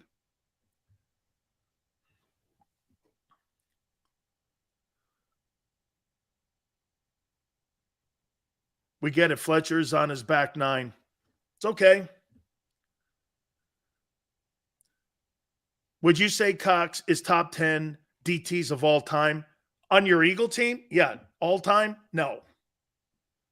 Absolutely not. Fletcher's probably in the top 40, 35. Great. Remember something. There's been 103 years of NFL football, and there's only been 29,000 players ever to play the game. So just remember that. We're talking about a small number of men that have played the position. And if you're in the top 50, you're pretty good. But I could probably name you 20 DTs better. John Randall was way better. Bob Lilly was better. Mean Joe Green was one of the best, if not the best DT. Randy White was special. Just some great defensive tackles that have played. Jerome was in the conversation. If he wasn't killed in an untimely way, he would have went on to being a Hall of Fame guy. Cortez Kennedy was special. He got after people. I think Donald is in the conversation too as one of the greatest DTs of all time. Eagles signed another DE. What's that tell you? So the Eagles signed a defensive end. Really? I thought you were loaded at depth there already. That's to replace the guy who gets hurt? Really?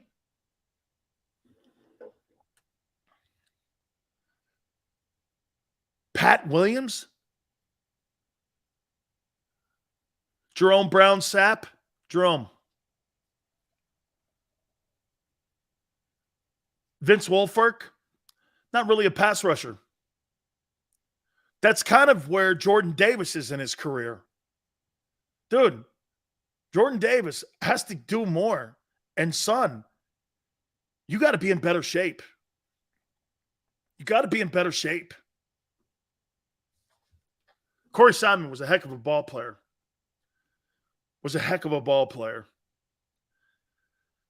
So, you know, I'm waiting. When will we see Nakobe Dean?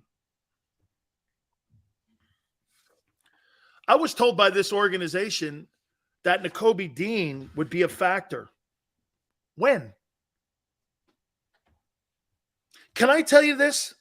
I'm not blaming Nakobe Dean. How is Nakobe Dean getting good coaching when he can't coach the front 11? Ask yourself that.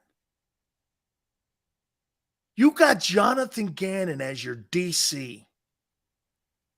They don't trust Nakobe. That's why he's not playing. 3 reps for a guy that I've been told was the steal of the draft. The steal of the draft? Got 3 reps? Well, he's not ready. Why?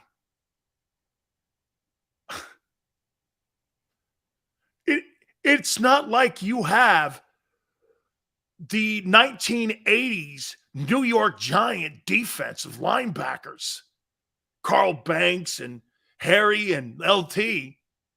I mean, we're not talking about superstar players here. We're talking about good pros. Gannon and his coaching staff, you trust them to put Nakobe Dean in a good position and give him proper teaching and technique when half that team doesn't even know what the hell they're talking about yet and they're underutilizing certain positions on the team? You trust that guy coaching Nakobe Dean? Boy, I tell you, I don't know. I mean, I don't know. You're trying to tell me, really, that you trust that coaching staff with Nakobe Dean's progress? I don't get it. Hey, and by the way, so you're not coaching Dean up. Reddick's got his head on a swivel.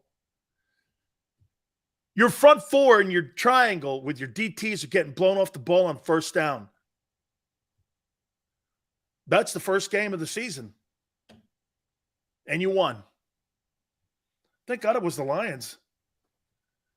You know what? Can I tell you this? That was like your preseason game. That was your preseason game. Let me give you guys.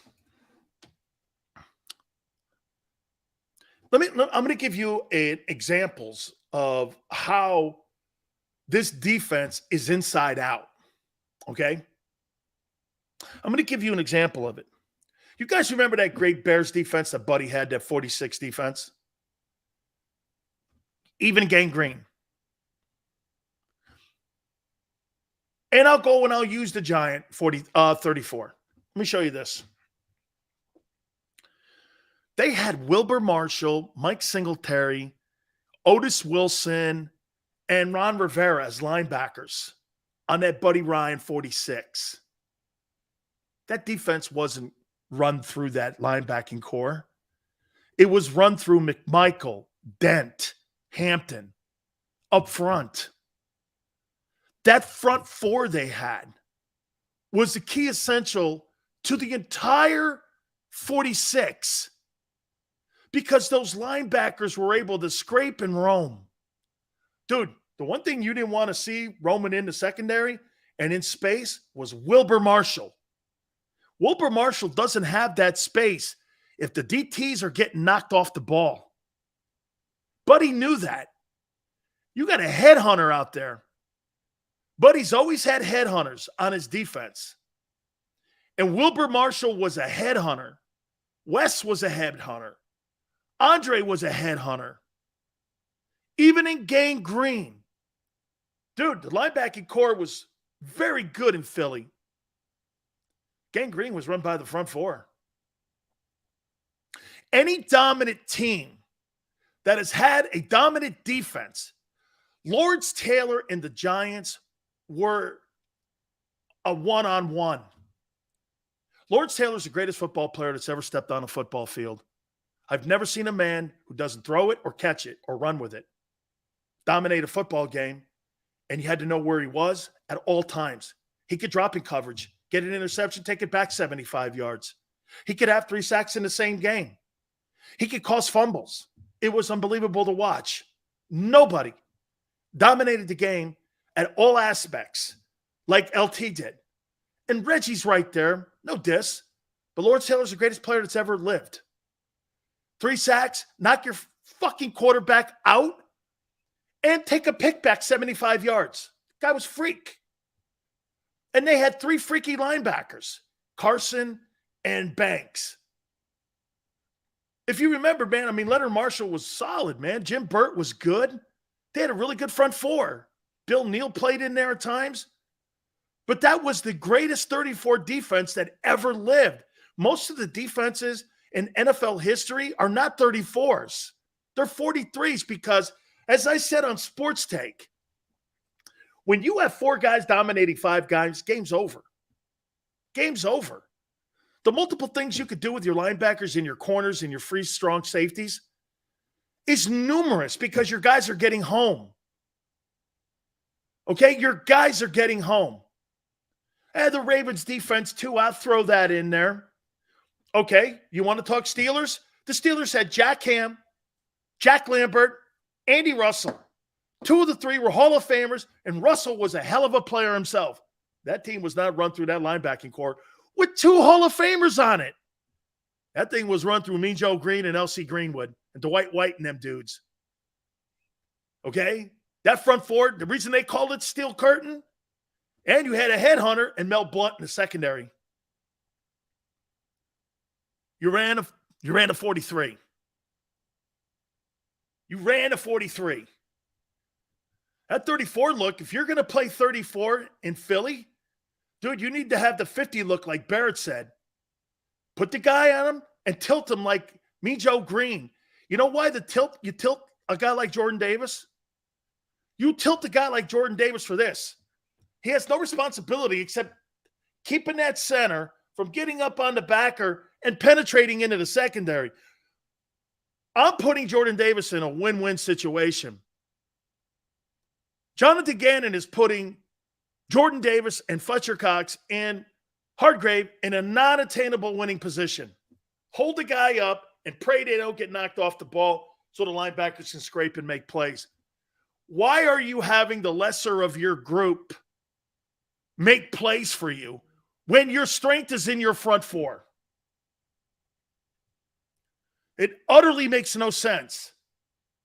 You spend all that money, draft choices, all the equity you have is on that side of the ball, and you think your linebacking core is better than your front four? That's a guy who does this, who draws plays up at night and goes, I have a great scheme for these guys, but it's inside a system instead of doing this. Well, this is what this guy does great. This is what this guy does great. This is what this guy does great.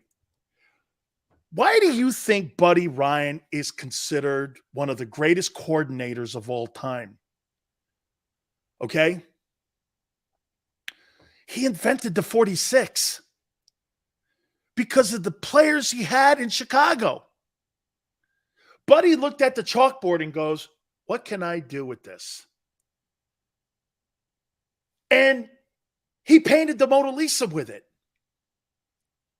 The great coordinators look at it and go, what can I do with this defense in Baltimore? How can I utilize Ed Reed and Ray Lewis to the best of their abilities? Not this. Here's Jonathan Gannon. I have a defensive system, and I'm just going to plug and play. He's a plug and play DC. That's why there's no personality to it. That's why there's no moxie to it. It's plug and play. Put him here, put him here, put him here, put him here. I got to tell you something, though, guys. That's also a product of bringing in too many free agents.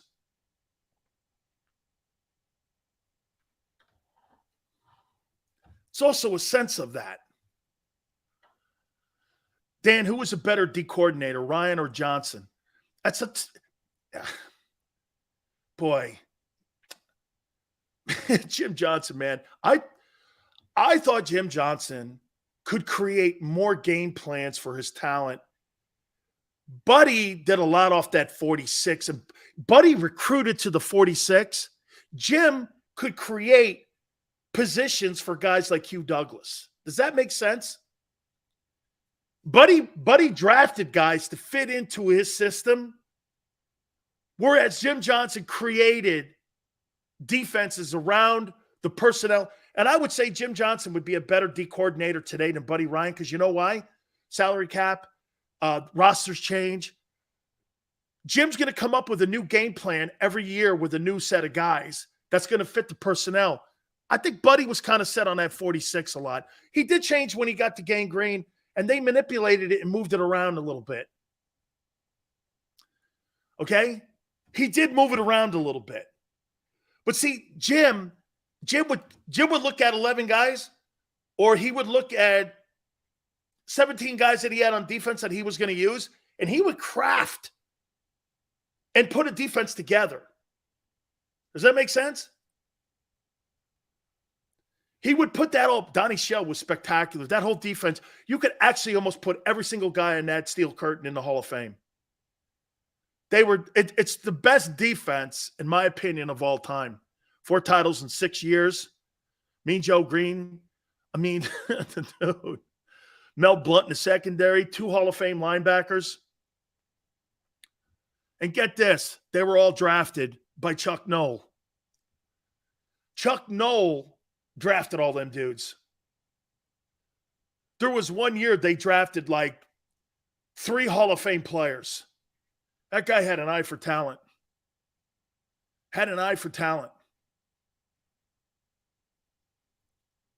I was watching that game on Sunday and was saying Jim Johnson would have this defense running. Yeah, man. Jim Johnson would have the Eagle defense running like their hair was on fire. Do you see that with that? And can I tell you this? You know why you don't really see the Eagle defense running around with their hair on fire? It's because of this. You're lined up and doing this. Man, is it a 3 technique, a 2 technique? Does he want my head on the outside shade? Does he want my head on the inside shade? Hey, am I supposed to cover the slot back? What am I doing here? And you got so many guys with their head on a swivel. They look like they're, and that's how you get knocked off the ball. Does he want me to do what now? Shade to what? 3 technique?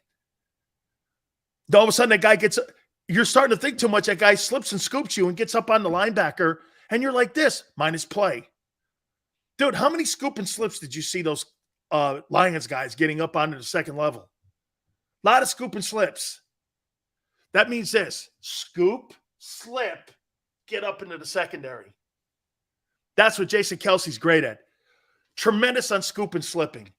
Scoop away from the nose, slip up to the linebacker, and then you keep going downfield like he does. And when you're a player like a D lineman, that guy scoops you, shit, that's a minus because your head's not front side. If that's how you're coordinator. Now, some coordinators will let you play on the backside of that guard. As long as you press him down the line of scrimmage and the backer has a free scrape lane, you let that guy run down the lane like that, you're going to get – he won't grade you harshly on that. Still because your head's not front side, but you didn't allow him to hurt the integrity of the defense. But that you have to let guys have autonomy to do that. You can't be sitting on a guy. You got your head front side and he slipped you. So what? Did he get up on a linebacker? No. Any means necessary to make a play. This guy, Jonathan Gannon, is probably coaching these guys that way. And these guys don't want to play. And that's why I said on Sports Take, I don't believe everybody's bought in. They play like they're not committed. Just an observation.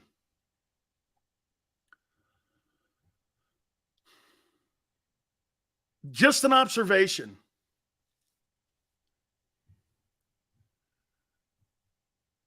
I was cringing watching the defense on Sunday like, man, disguise the blitz and attack.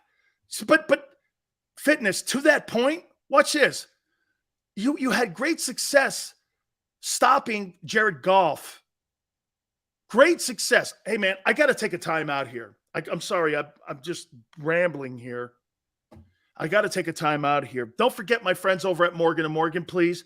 Where the fee is free, that means this. They don't get paid unless you do. Look, guys, if you've been hurt or injured on a job, please do me a favor and call our dear friends, Morgan & Morgan. And they will be there for you to protect you, whether it's a fender bender or it's a gigantic case. They don't care what the size of the case is. They're there to defend you. Call them at 800-512-1600. That's 800-512-1600. The call is free. The consultation's free. Call them 800-512-1600. And when you call Morgan & Morgan, tell them Big Sil sent you. After a car crash, the big insurance companies you see advertising on TV, they may try to downplay your case and might say it's only a fender bender or it's just a herniated disc. I worry that some law firms fall for this BS. Not us. We put ourselves in your shoes and ask, what would it be like to be in your pain for the rest of our lives? $1 million wouldn't be enough for me. There's only one Morgan & Morgan. ForThePeople.com.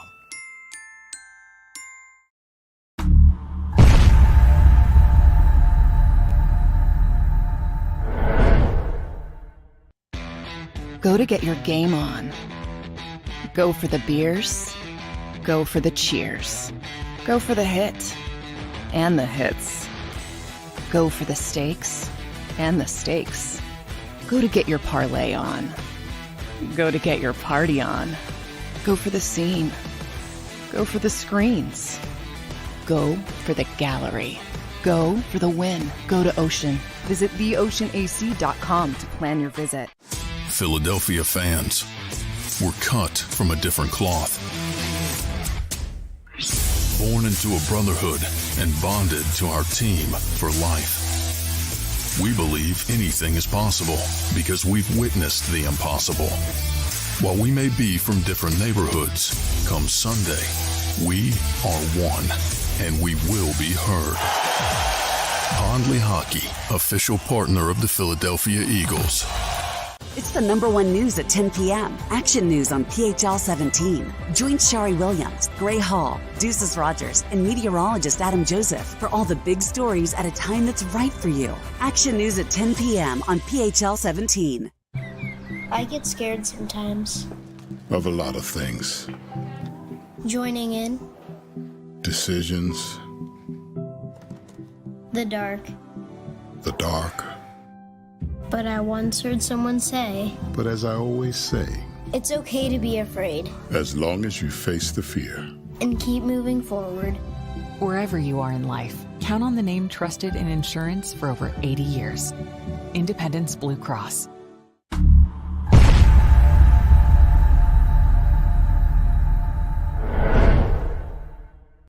Welcome to Pondley Hockey. We've helped over 100,000 injured and disabled workers obtain benefits, as well as some of the biggest settlements in the state. If you've been injured at work, give Pondley Hockey a call.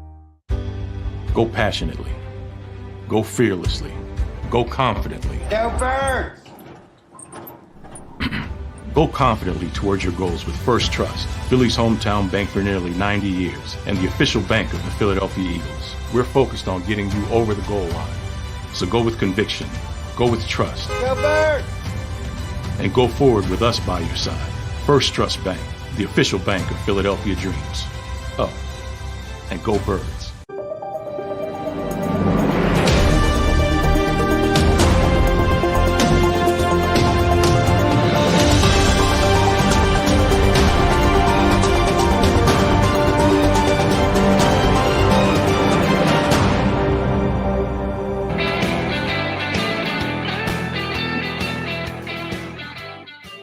Hour 3 coming up. We will have the legendary Merrill Reese at 5:30 Eastern time. We'll get his spin on what he saw with the game. I want to say this too. Jesus criminy with the national media and the Cowboys. Their season's over. I mean, Jerry Jones and the media, man, it just drives you crazy when you sit there and you listen to people talking about the shitty Cowboys. People are talking about CeeDee Lamb more than they're talking about A.J. Brown's performance. CeeDee Lamb versus A.J. Brown, it's JV varsity. CeeDee Lamb is nowhere near the talent A.J. Brown is. Not remotely close. And I would even say Miles Sanders and Tony Pollard. Okay. Sanders might be actually the best running back in the NFC East. But they talk about Ezekiel Elliott, who's been out of gas for 2 years. I mean, honest to God, the offensive line, I mean, get this. I'm talking about the best offensive line not having a good pass protection day, and they still ran the ball for 200 and some odd yards against the Lions. That's dope. Hey, watch this. Hey, the Eagles didn't really have a really good game offensive line-wise, but they ran the ball for 200 yards. What? Sileo, really? That pass protection wasn't all that hot. Jalen bailed them out. That's a great conversation to have because that's fixable. The Cowboys are not fixable. There's nothing remotely fixable in Dallas. Nothing. They're not going to have that same turnover ratio they did a year ago. That's the most misguided stat on the planet because a lot of that shit's luck. That turnover ratio thing, some teams just go through good stretches. Here's what you really can always count on. Stopping the run, being effective on keeping the points under 21 points. That's the only two stats, man. You got to stop the run. Can't stop the run, you're beat. Cowboys are shitty, man. I mean, Dak's out. By the way, let's do this. How was Dak actually playing in that Buck game prior to his injury? Good or bad? I went like this. I thought he played shitty. I didn't. He gets hurt, wrist, hand, whatever it is, had surgery today, and they're going to try to get him back for the Eagle game too. You know that, don't you? Oh my God, I would step on his hand if I had him in the game. Show you the kind of guy I am. I don't mean to pull the curtain back, but if I knew that Dak Prescott just had surgery on his passing hand, I would hit him and I would hit that hand as often as I could. But still, this is a football game here, guys. What do you think? You fight with Queensberry rules here? Hey, put your dukes up and let's go at it here. Whatever. Would you change your cleat type? No, but I'd step on his hands. Oh, I would. You know how the guys get off the ground? I would step. Dude, you know the number one thing to aggravate an offensive lineman is? Step on their hands. Oh, they get crazy because they got to hold you. So when a guy's holding you too much, you step on his hands. And he knows it. Ask Barrett. Hey, man, do D linemen step on your hands? Yeah. Right? People step on them. You start holding me too much, man. You start doing some crazy shit out there. He's a Cowboy. It's allowed. Dude, man. Honest to God. What do you think of taking advantage of Dallas' desperation and get a second rounder for Minshew? I'm not helping the Cowboys out with anything. I would keep Gardner Minshew on my football team. I would give Dallas nothing. You get nothing. Nothing. Hey, Dallas's desperation is the Eagles' inspiration. Why would you help them? Here, I'll give you a first rounder for Minshew. Bro, that's about the only thing I would do. Is if you gave me a first round draft choice. Here's Gardner Minshew. Short of that, we're not. I would unplug the phone. Unplug the phone. Not freaking helping you. I'm going to take advantage of you. Hey, and by the way, so you want me to help out Dallas after Dallas embarrassed you last year? Well, I'm about to return the favor. I'm going to put a 50 burger on you. And you know it. And it's coming. I want to embarrass the Cowboys. Helping the Cowboys. Helping the Cowboys. Really? I can't believe I just heard that coming from an Eagle fan. I ain't helping them guys out in any way. As a matter of fact, the visiting locker room, I'm turning the hot water off. I'm doing everything I can to make that miserable experience even more miserable. Helping them. Cam Newton. Yeah, that won't help. Dallas is in trouble, man. Aging O-line, a running back who's a turd, quarterback who's out and overpaid. Beautiful. I told you guys all this last year that Cowboys would be in chaos. So we just got a note here that Merrill's in horrible traffic, and he's going to try to make it to us. So just keep it there for us. If not, hopefully we can get him tomorrow, but we're still going to try to get him on today. So I love Merrill Reese, man. Merrill's told, hey, isn't it cool, Xander, that he'll come on with us like once a week? Him and JAKIB, man. I mean, hey, watch this. Hey, watch this. Hey, be okay. I go, Merrill, I'd love to have you on once a week. He goes, all right, let's see if we have time. I'll do it. And I go, what a goat. Yeah, man, he is a legend, man. And plus, you know, he's always great because he's there. He covers the team. He's around the team. So we're good, man. Rage, I love him too. I really do. Help the Cowboys. That guy should, hey, anybody who says help the Cowboys, okay, you should be put in a penalty box for like a couple hours. Hey, Dan, would Ezekiel Elliott be good on the Eagles? Maybe.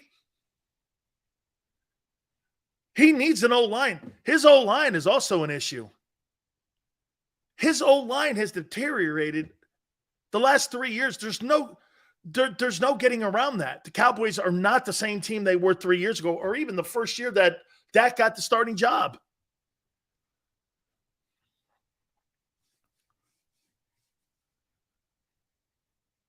Merrill got sideswiped by Jordan Dean.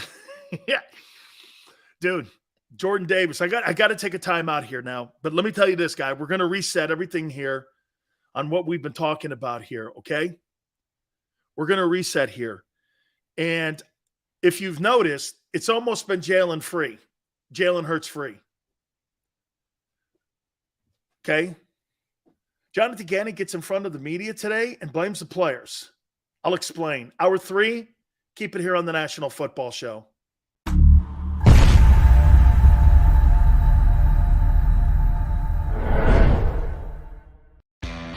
Go to get your game on. Go for the beers. Go for the cheers. Go for the hit and the hits. Go for the stakes and the stakes. Go to get your parlay on. Go to get your party on. Go for the scene. Go for the screens. Go for the gallery. Go for the win. Go to Ocean. Visit theoceanac.com to plan your visit. Philadelphia fans, we're cut from a different cloth. Born into a brotherhood and bonded to our team for life. We believe anything is possible because we've witnessed the impossible. While we may be from different neighborhoods, come Sunday, we are one, and we will be heard. Pondley Hockey, official partner of the Philadelphia Eagles. It's the #1 news at 10 p.m. Action News on PHL 17. Join Shari Williams, Gray Hall, Deuces Rogers, and meteorologist Adam Joseph for all the big stories at a time that's right for you. Action News at 10 p.m. on PHL 17. I get scared sometimes. Of a lot of things. Joining in. Decisions. The dark. The dark. But I once heard someone say, But as I always say, it's okay to be afraid. as long as you face the fear. And keep moving forward. Wherever you are in life, count on the name trusted in insurance for over 80 years. Independence Blue Cross.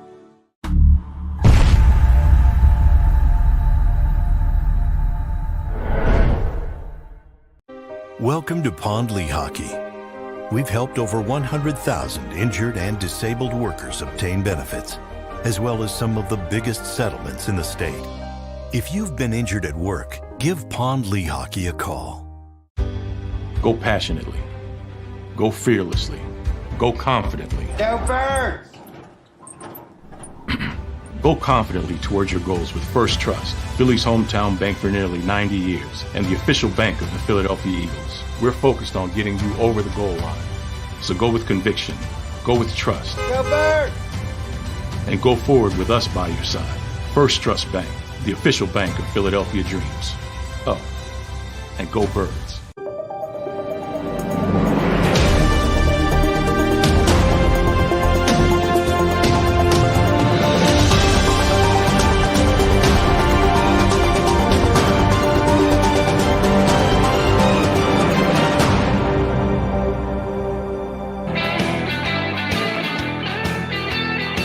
Hour 3, National Football Show. Thank you guys so much for coming aboard. We're hoping to catch up with our friend Merrill Reese. He's in massive traffic right now. So if he's able to join us, it will be in this hour here. If not, hopefully we can get him tomorrow. Seth Joyner's supposed to join us tomorrow as well. So we got you covered here too. Also, we're working on Boomer Esiason for Thursday. So we got you covered here as we get ready for it. Boy, I think Thursday Night Football is going to be pretty good too. And obviously, the Eagles get an extra day because of the Monday night game. Also, I think it's an 8:30 game, if I'm not mistaken, on ABC. So they're on the national network. They're not on ESPN. I don't know why they're doing that. There's 2 games, whatever there too. So yeah, so we look forward to that there as well. Thank you guys. Please hit the like button. You guys have been fantastic today. I want to say this here about Jonathan Gannon and his excuses that he makes for his incompetence. It's young guy talk. This whole coaching staff, okay? I mean, now look, they do have an off-ramp. It's Howie Roseman. Howie runs the team. Okay, Howie is really in charge of everything. Game day operation, the hiring of the coordinators, the hiring of the coaches, the hiring of the head coach, personnel, everything. Doesn't it look like that or feel like that? There's just not a moxie to like leadership in there to me. I don't know. I probably shouldn't say that because Jason Kelsey's in the building, and I should be cognizant of that and fair to this. But it's just, I don't know, man. He doesn't exude confidence in me when I hear the things that, well, conditioning wasn't an issue for the Lions. Really? You thought you were in shape for that game? Mentally and physically? Think about that. That coordinator thought that at his press conference today. Or they're telling you things that aren't true, which they do a lot. Jalen got better at his progressions. No, he didn't. The team was in shape. No, they weren't. We're going to use Hassan Reddick in multiple ways. No, you didn't. We got a new improved defense. Not really. Looked like the same unit of a year ago. How about this? Hey, would we not agree with this? Would we not agree with this? Offense looked better, not playing their best game, than what the defense did, not playing their best game. I mean, we all look at the offense on the Eagles and go, Jalen can be a better read guy. Miles played great. Pass protection could be better. They did put up 38 points. On the road, game one. I mean, you can nitpick like I do and hammer some things, but at the end of the day, they don't win that game unless that offense plays that way and Jalen gets out there on them jailbreaks. The defense, on the other hand, they didn't help that team out at all in any way outside of 3 sequences where they had a couple 3-and-outs in a row. Other than that, okay, not really. Nick highly recommended all these coaches. If it fails, he fails. Hey, Griffin, let me show you how that works. Griffin said that he recommended. You mean like when he had to go and ask permission to get Zach Pascal from the Colts? He had to go ask the GM to go make a deal for him. This is how you set the deck and rig the game. You put about 35 coaches on the list and you tell Jonathan Gannon, who do you recommend? They've already vetted him. You think you're going to let a first-year head football coach who has no experience in hiring, God, who does he even know? Who in their right mind would go to a college and say this, hey, you're my new CEO. Who are you going to be your new department heads? You think Apple or Google or Amazon's going to do that? This is a major corporation, the Eagles. You're not going to go to a guy who's wet behind the ears and go, what guy do you like? You're going to rig the game. You're going to do this. There's about 50 names on here that the Eagle front office has already vetted. And here's Howie in a slick way. Who do you recommend? That's how you recommend people. You don't think that Jonathan Gannon in any way brought guys in without the owner and the GM vetting these guys. Ask Doug Peterson how that works. Griffin goes, you think Howie chose all these guys? No, I think Howie, what I just said, gave him a choice of about 50 guys. And it's a slick way of Sirianni picking his guys. There's no veterans in the coaching staff. There's no veterans. 0 veterans. 0. Special teams, linebacker, DC, OC.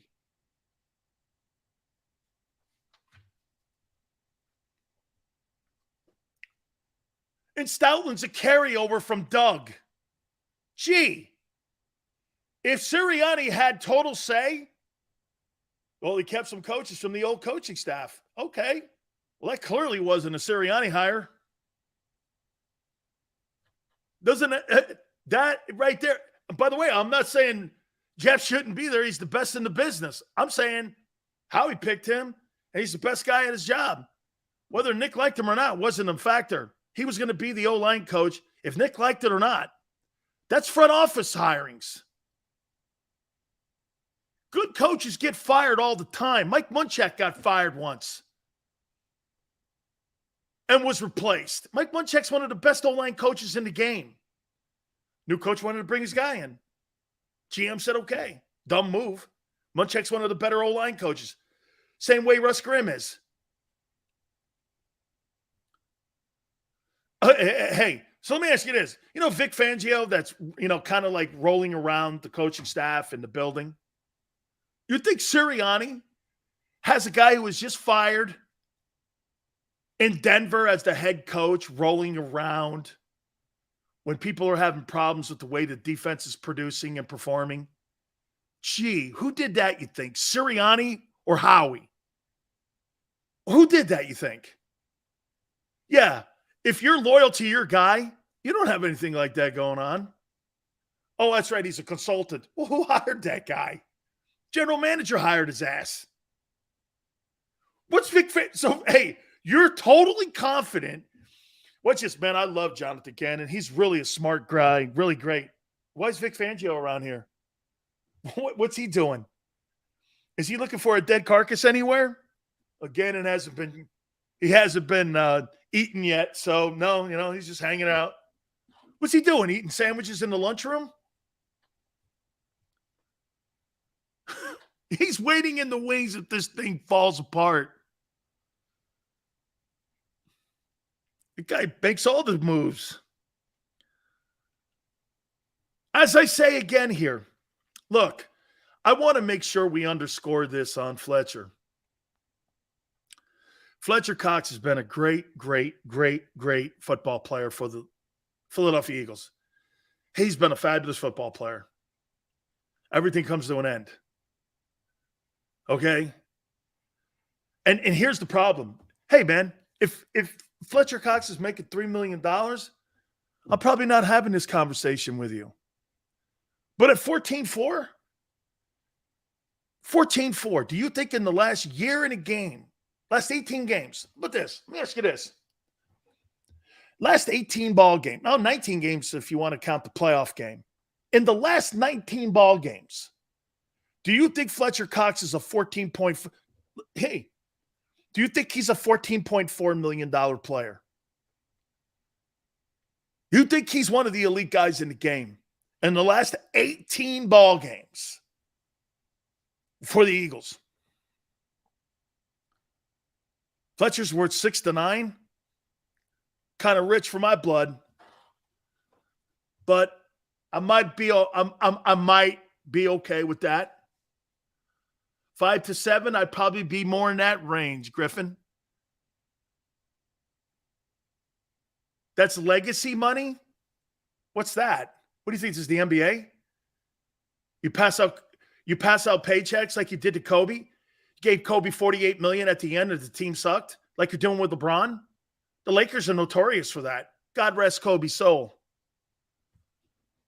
Kobe Bryant wasn't a $48 million over 2 years at the end of the day. It was the worst record in the history of the Lakers the last 2 years in Los Angeles since they moved from Minneapolis.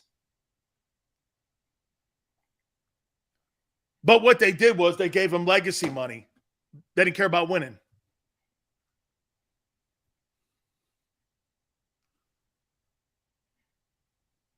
It was fun watching that last game, though. 60 points, though. I won't lie, man.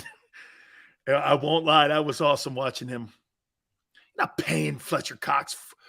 Dude, and then the other guy's making 12-7. You got Hardgrave at 12. What is that number? 14-4, 12-7. Man, you got $37.1 million. You got, wait a minute here. Yeah, you got $28 million lined up and two dudes.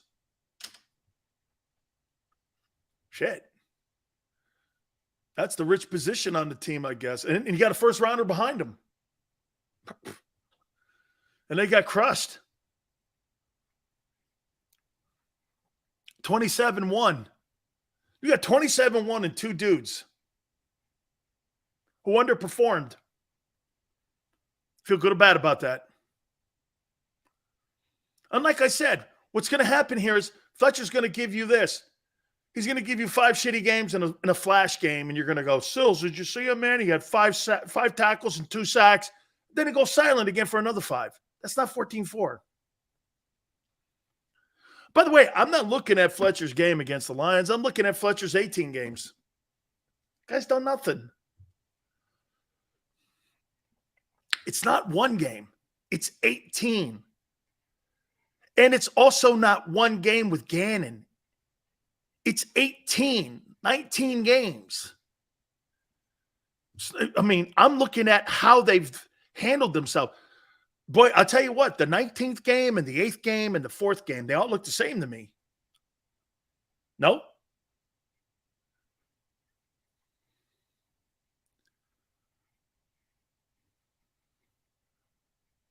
Mr. International, let's end this stream on a strong note then.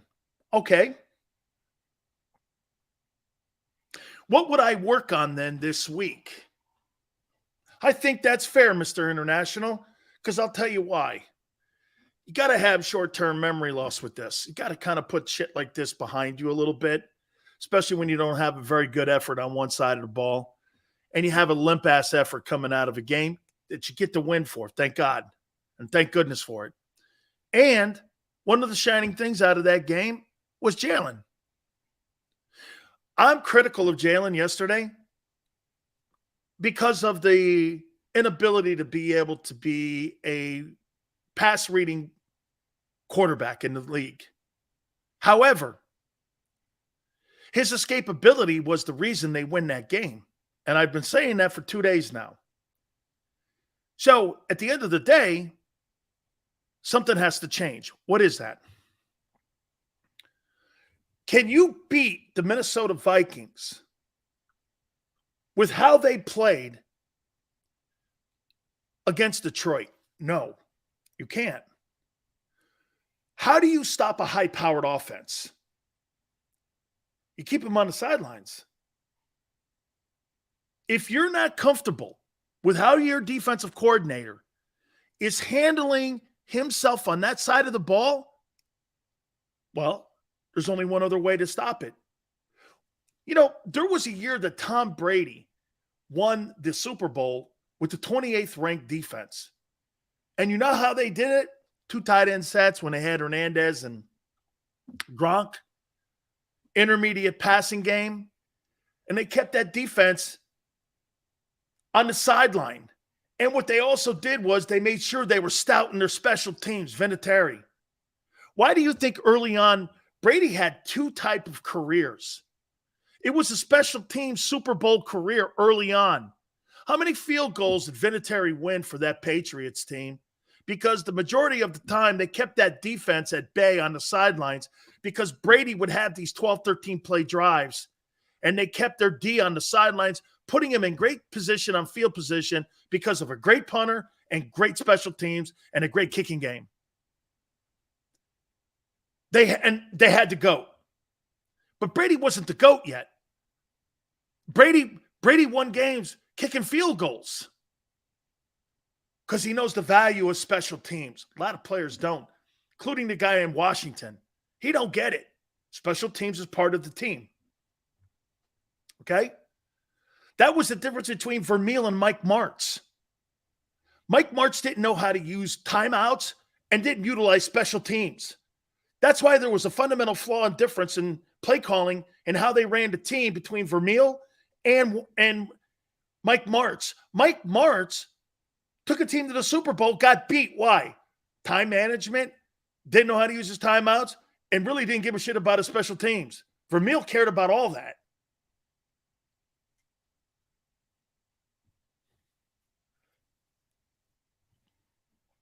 So to me, when you're playing a team like Minnesota, high-powered, plus 25 plays, you got a really effective back too. Cook can catch the ball out of the backfield. He's very effective. Okay? VJ says, Hurts threw for 245. That's progress, Sills.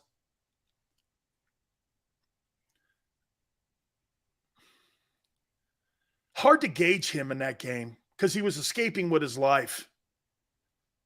I mean, in my opinion, VJ, he didn't hurt them passing the ball. He hurt them when he was gouging them on 3rd and long on the run. He broke them down, man. They had no answer for him. I mean, it must have. How many times did we see 3rd and 12, 3rd and 9, 3rd and 8, and him getting – and by the way, I'm going to back up on something on that 56% completion percentage that he had. So some of you are probably going to go like this, wow. I'm going to back up on it because you know what I did watch? I went back and watched that game again, and I got to tell you, how many times did you see Jalen running the ball, and instead of taking the loss, he threw the ball out of bounds? That's a smart play.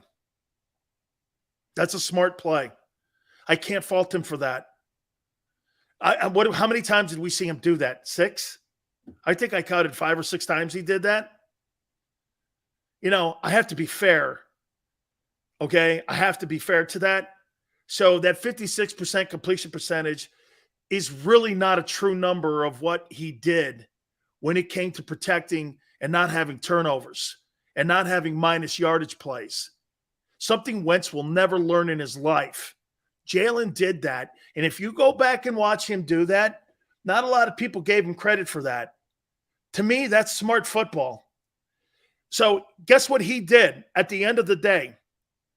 Watch this. At the end of the day, guess what he did? He put team ahead of himself with numbers.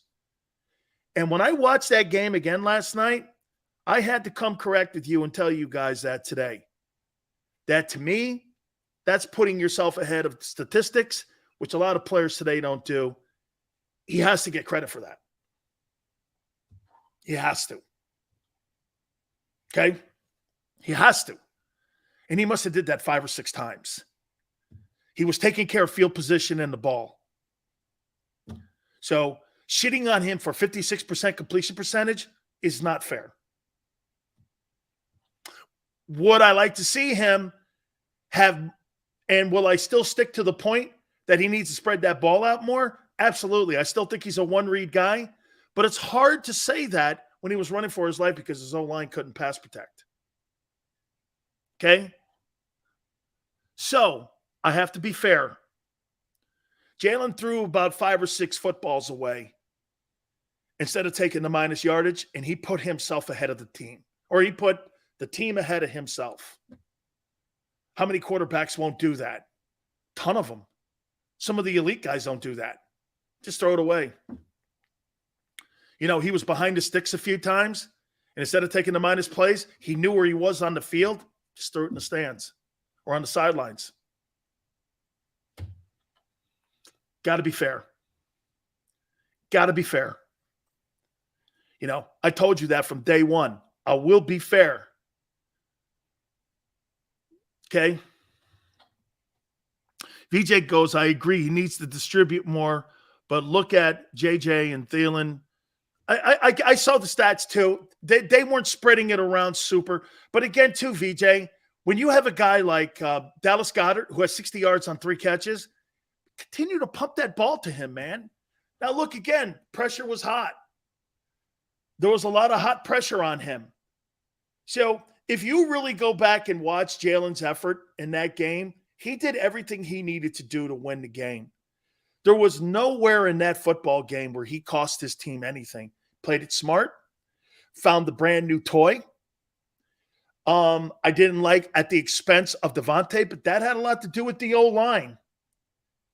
And the completion percentage, like I've been saying here, is a little misleading.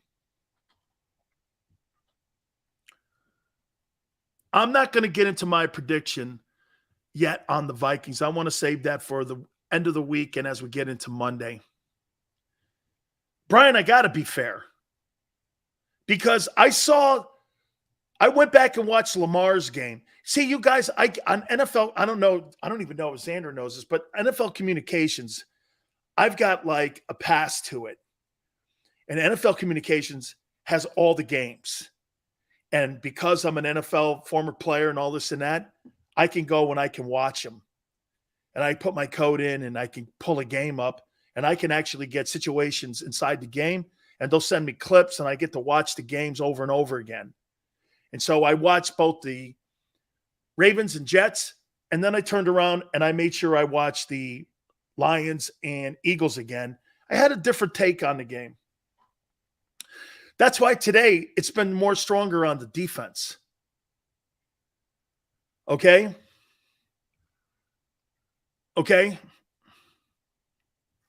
More on the defense today, especially when I hear somebody talking shit on the players today like Gannon. Very little respect for that.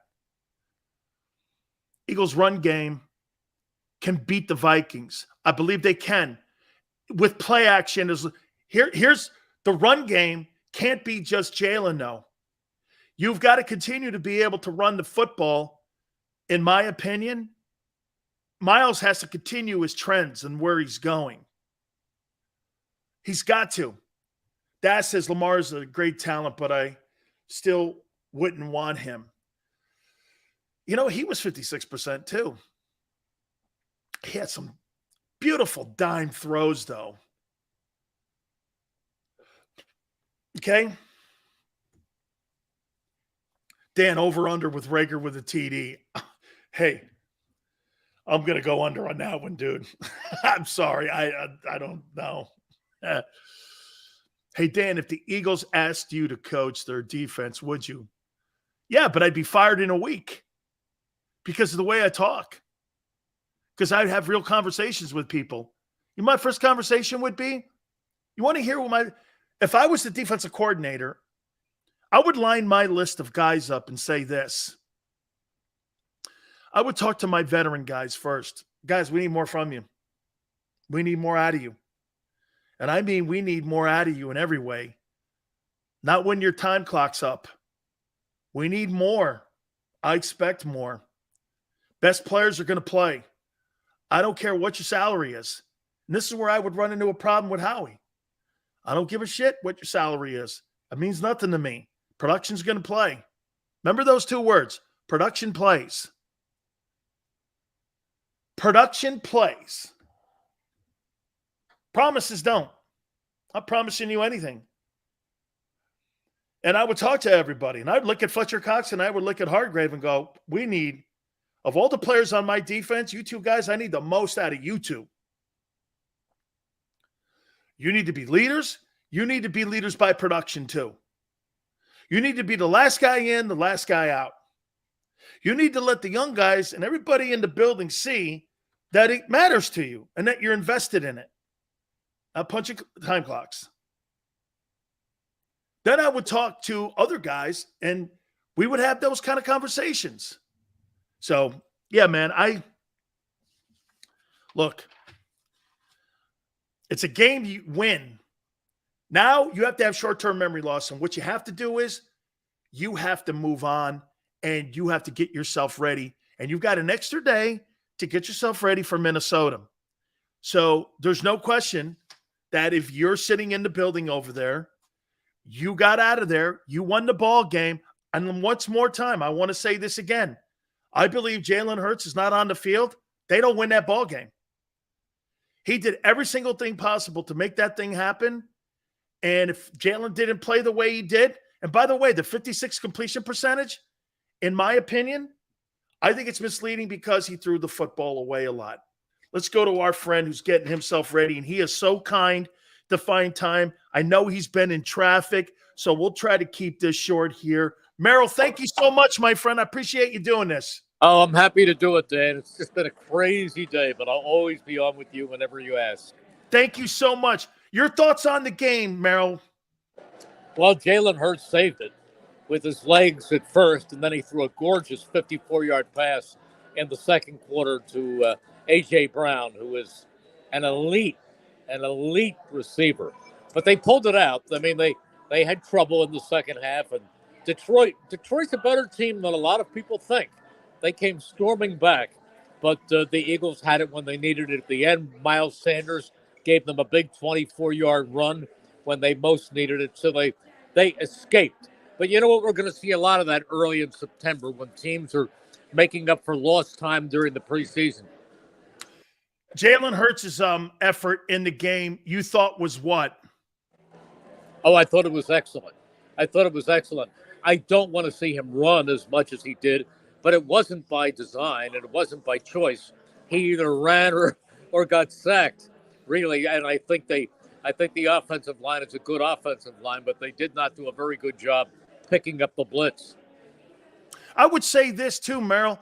Merrill, did it show in your opinion when you were watching the game that maybe the lack of reps when it came to exhibition football and the lack of the new faces on defense is one of the things that they still need to work out? Because, again, it just looked like a team that hadn't played together, and especially on the defensive side. Is that a fair assessment?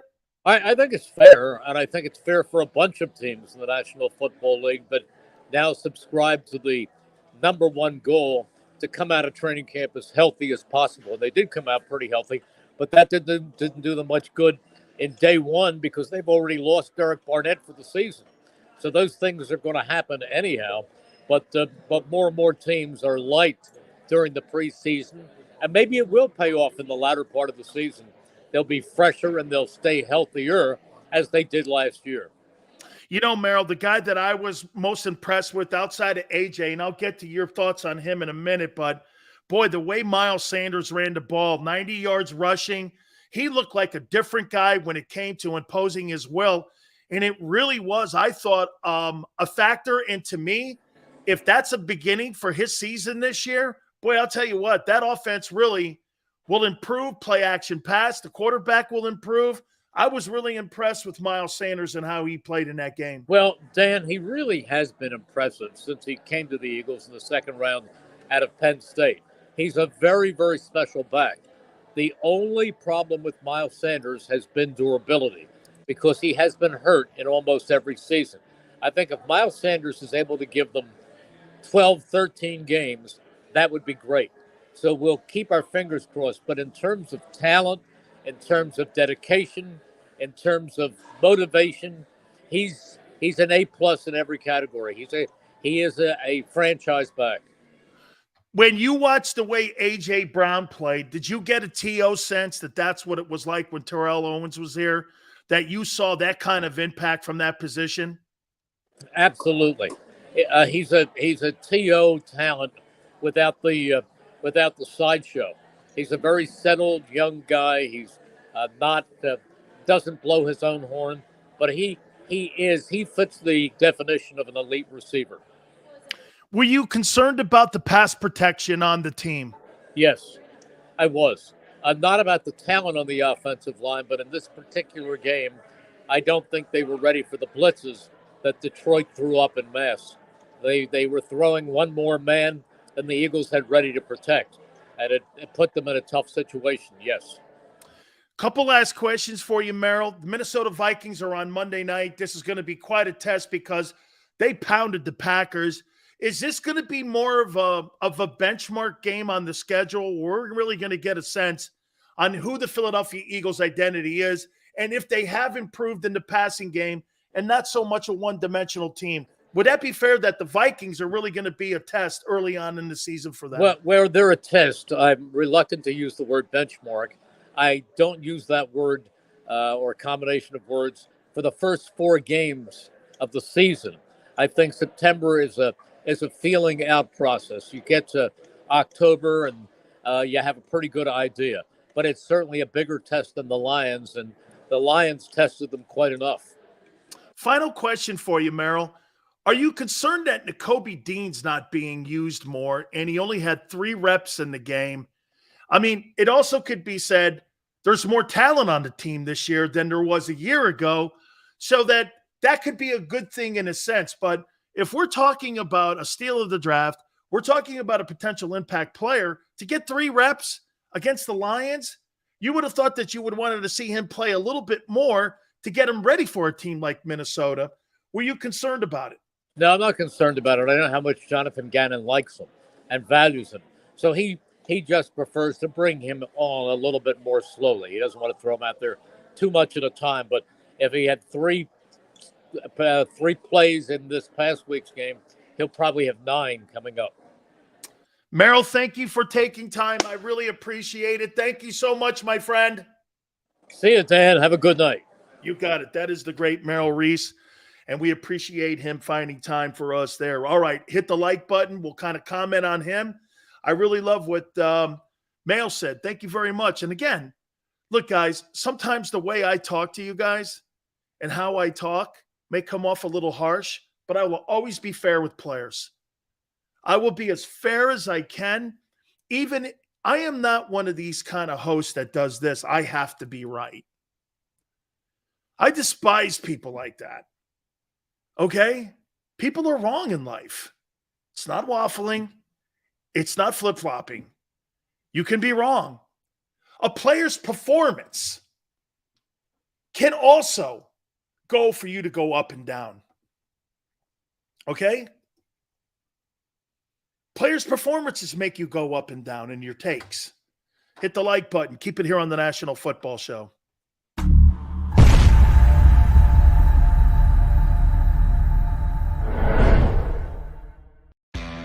Go to get your game on.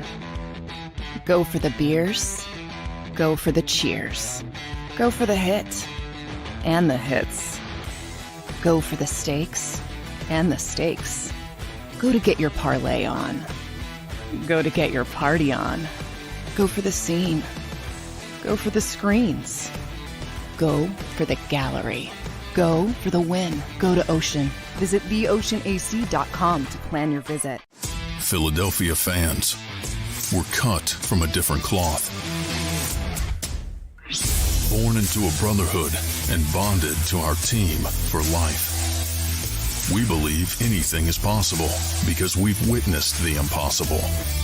While we may be from different neighborhoods, come Sunday, we are one and we will be heard. Pondley Hockey, official partner of the Philadelphia Eagles. It's the #1 news at 10 p.m. Action News on PHL 17. Join Shari Williams, Gray Hall, Deuces Rogers, and meteorologist Adam Joseph for all the big stories at a time that's right for you. Action News at 10 p.m. on PHL 17. I get scared sometimes. Of a lot of things. Joining in. Decisions. The dark. The dark. But I once heard someone say, But as I always say, it's okay to be afraid. as long as you face the fear. And keep moving forward. Wherever you are in life, count on the name trusted in insurance for over 80 years. Independence Blue Cross.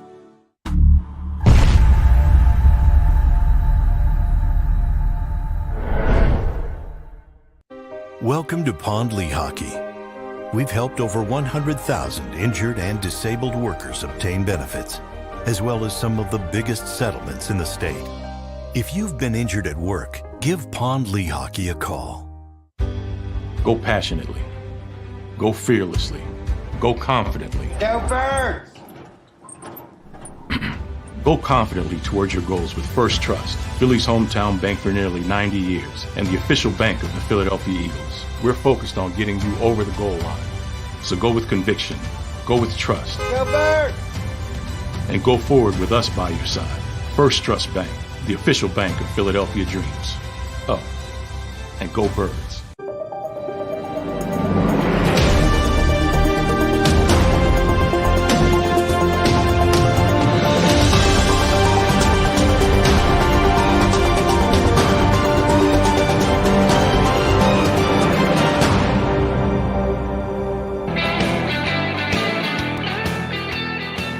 Welcome back. National Football Show. It's your boy, Big Sills. 85. Does this sound like I was born in the South or in the West? Where do you think I was born in? I think Paul said it. I was born in Connecticut, in Stamford. And I was born down in the Cove where all the Italians are down there on the west side. And I used to go down to Wildwood, and I used to listen to Tony Bruno and Angelo when they were on WIP. And I used to listen to that when I would go to like Nickel Beer Night in Wildwood. Had a fun time during the summertime, man. It was great. I grew up on IP, man, and FAN. It was sports talk. I was fortunate enough that Robustelli and Valentine are my cousins and my uncles and such. And, I grew up in a sports neighborhood. By the way, Gary Cobb was raised in the same city as me. That's how I've known Gary Cobb since I was 10 years old. Imagine that. I used to go to Gary Cobb games when he was at Stanford High. And when I was a young kid and I was at Catholic High, I went to Catholic high school, one of the legendary Catholic high schools in the state of Connecticut. And I had played with 3 pros on my team at one time. We had 3 guys. We had like 34 players on our team. And in my time frame, we won a state championship and an FCAC title, and 3 guys went on to play in the pros. It was crazy. I played against Steve Young in high school. Steve Young and Mike Young. They both went to BYU, and I played them when they were at Greenwich High School. Yeah, man. A lot of fun. A lot of fun. Saltwater taffy down on the shore. Dude, there's nothing like going over the bridge. You better have $5. Now it's $5 out here. If you don't have $5, man, you're in deep shit when you don't have $5 on you and you go over the bridge. But when you go over the bridge, man, it used to be like a great place down there where you could go get the blue shell crabs. God, there's no place on the planet like the Jersey Shore and going down to Wildwood down there and getting those blue shell crabs. Dude, man, spectacular. Spectacular. Old Bay sauce, you ready to rock, ain't you? Greenwich, big money, man. Hey, Greenwich is big money. Greenwich, New Canaan, Darien. My folks are these Italian guys, man. They didn't, it was a fun time, man. Jersey Shore is great. One of my favorite places, man. I've been up to Cape Cod too, but I love Jersey Shore. And then if you're up near New York a little bit, you can go to Jones Beach and such. Yeah, I'm from the Northeast, man. That's why we get along. You understand this. Okay? Sileo. And that's why, by the way, I see some of you guys going, shit, Sills. You are fair. Dude, one thing about, hey, I'll tell you guys a quick story about my wife when I first took her. She's from Dallas. Okay? She's from Dallas, Texas. And so I take my wife up to Connecticut for like the first time to meet my folks. And you remember those Finest? I don't know if you guys had them in your neck of the woods, but these grocery stores. My wife walks in and she goes around those. Remember those old A&Ps?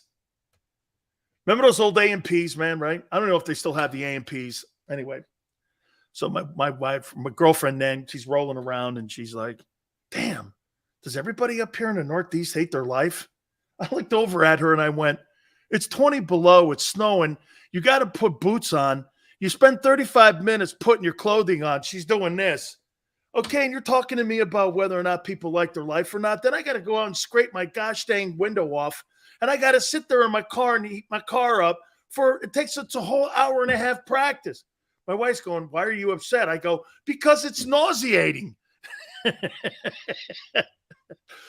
It's freaking nauseating. It takes me 30 minutes to get my clothes on, shovel my driveway another 20. Then I got to scrape that stupid windshield off. Then I got to heat my gosh dang car up. Then I got to sit there and I'm ready to roll. And hopefully my car doesn't get stuck in the snow on the way out of town. Hey. She's like, okay. Hey, I like summertime. It's okay. It's all right. The humidity kind of gets to me, but I'm good.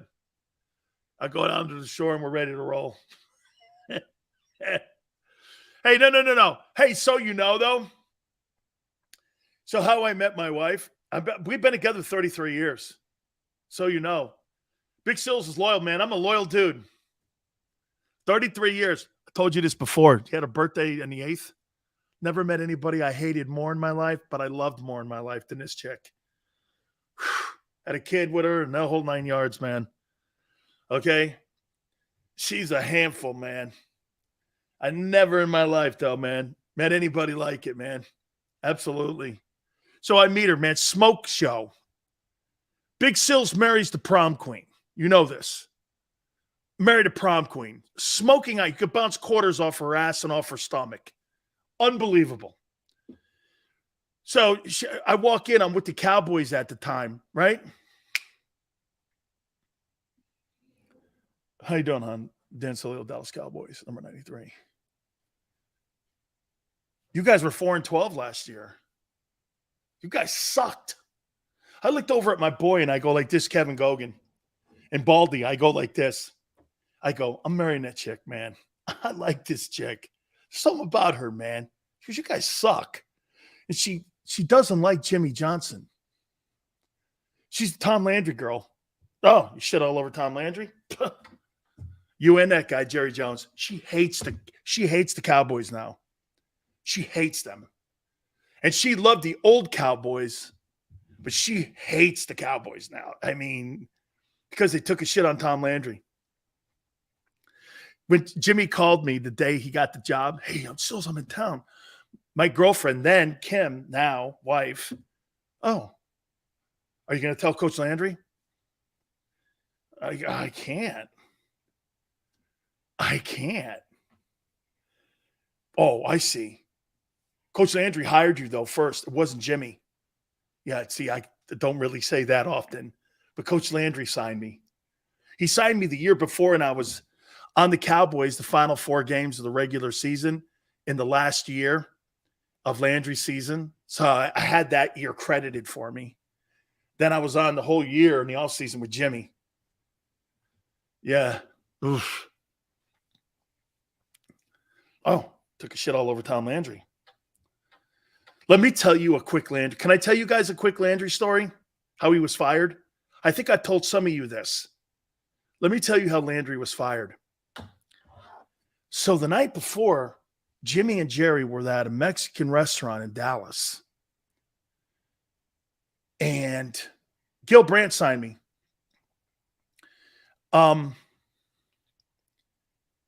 Jimmy calls me and goes, hey, I'm in town. Wait till you hear tomorrow. All of a sudden, we get a call from Gil and from Tex Schramm. And all of us are to meet at the Dallas Cowboys facility at 9 o'clock in the morning. And I was like, oh my God, I know. Crawford Kerr, Michael Irvin. Mike knew. So did I. We really couldn't say anything. So we walk in there. Tom Rafferty's still there. Randy White's still there. Ed Jones. All these legendary Cowboy guys. I'm sitting in the room, Cowboy room. Here comes Coach Landry. He's in tears. And you heard everyone under their breath go, oh my God. They fired the guy. I sat there. You couldn't hear a pin drop. I was like, and he goes, it's been a great ride. It's been a great ride. He's in tears, sobbing. Some of those guys in the building had been with him for 15, 16 years, like Rafferty, Danny White. I'm sitting in this building going, oh my God. This must have been like when Lombardi came in and told his Packer players he was leaving and retiring. He didn't take that Washington job right away. And he walked out of the room. And we all looked at each other. They looked at me and I said, hey, and sure enough, man, later that day, we were all assembled again. And Jerry and Jimmy walked in. And there we were. He was named the new head football coach of the Dallas Cowboys. I got home that day, man. Kim went and talked to me for a day. No way, man. You guys fired Tom Landry like that? You guys took a shit all over him? I wish nothing but fail. Oh, my God, man. Jimmy took it, and he went 1-15 that year. Didn't make it any better. The only reason that he kind of was decent at the end because they beat the Redskins that year and stopped the Redskins from going to the playoffs that season. I'm in the room when Landry gets fired. Him and Tex Ram got fired together. I think Gil stayed on until after the draft. Then Gil got blown out after that, and a guy named Bob Ackles came in, and that was Jimmy's right-hand man. Yeah, man. I'd never been in a room in my life like that, and I said, you'll never forget this moment when Tom Landry was fired, and he walked. Dude, this stoic dude that you see on the sidelines for all those years was sobbing and couldn't catch his breath. And it was heartbreaking. It was heartbreaking. Tom Landry's a good man. He was a good man. He's a good man. Shit, no one cared, man. Jerry's like, he's freaking out. I was like, hey. Oh. Hey, Daz, that Jimmy Johnson deal, are you ready for this? You know all those guys he traded for? Remember they used to have a deal back in the day. If you didn't get the player and the player didn't pan out, they gave you a draft choice for him. The guy would be a third or a fifth or a second or whatever. Every one of those guys in that Herschel Walker deal, Jimmy Johnson went like this. You'll never play it down for the Dallas Cowboys. Do you know not one of those guys ever played it down for the Cowboys? Jimmy wanted the draft choices. He didn't want the players.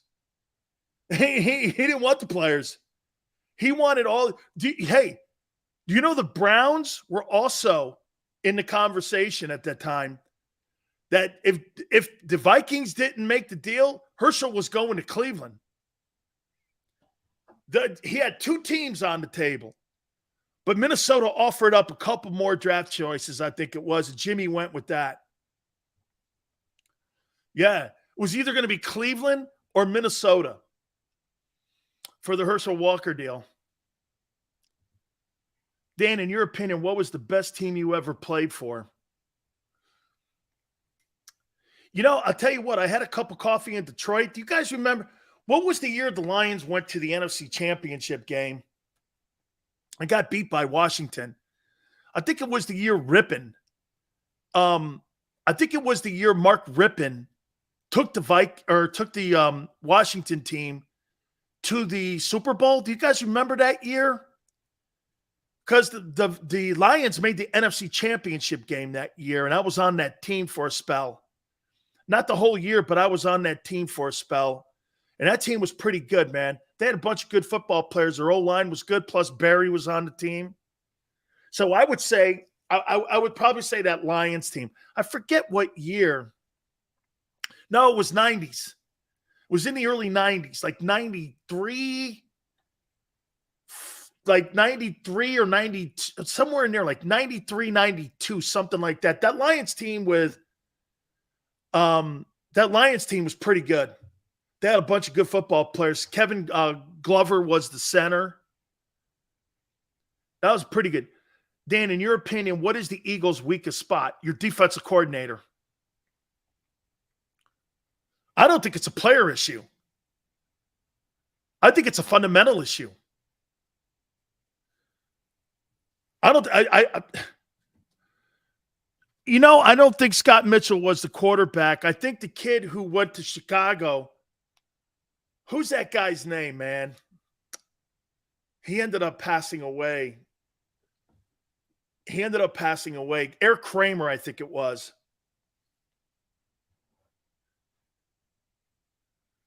You were right on Reddick, though. We might have overrated the guy. That's what Xander says. You know what, though, man?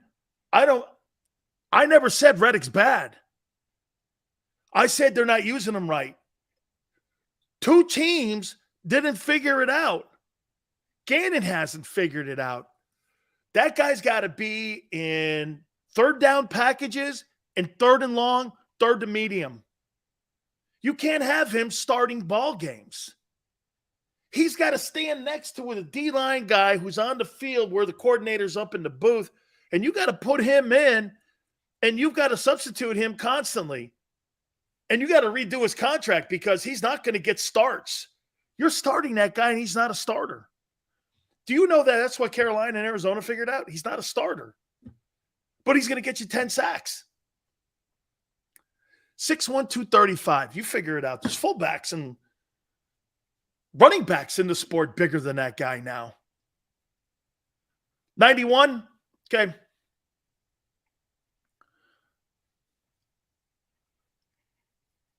Overrated Reddick. Gannon had him lined up at the mic for some plays. He's totally being misused. I think he is too. Personally, I don't think he's a bad player. I just think that he's not.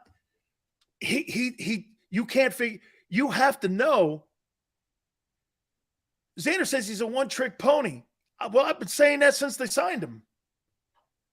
He's a pass rushing. There's a reason his college coach passed on him. He's not an every down guy. And get this, 2 dudes that your GM overpaid for, Reddick and Fletcher. You got about $20 million lined up and 2 dudes that's a lot of money, man. And by the way, you're into Reddick too.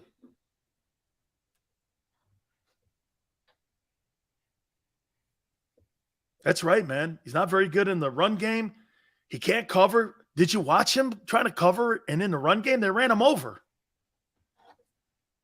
He's a situational edge rusher. I've been saying that since they brought him in. Didn't you guys, hey guys, you guys got to use the same philosophy that you use when it comes to Carson Wentz. Don't you think it's weird that a guy's been on 3 teams in 3 years? There's a reason for that. Who dumps edge rushers? You don't dump corners, left tackles, and pass rushers. Corners, 2, and receivers that are productive. You don't dump those guys. Okay? Look at Yale. There's the thing there that keeps him in the room. He's got 23 sacks in 2 years and can't keep a job.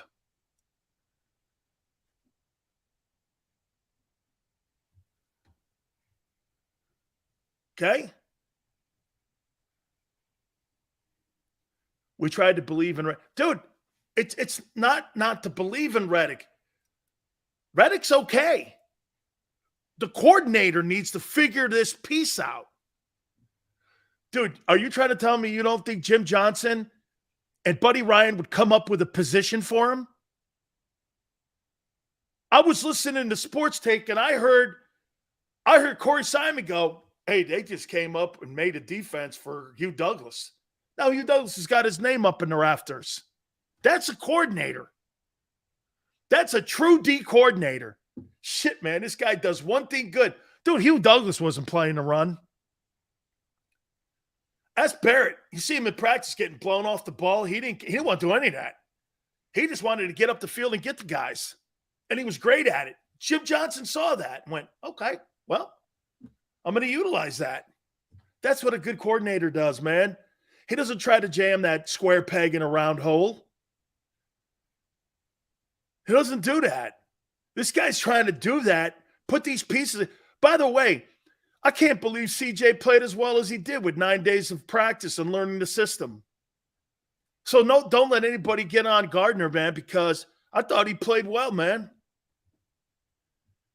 9 days on the job? Shit, there's guys that have been there a year and a half and they still haven't figured it out yet.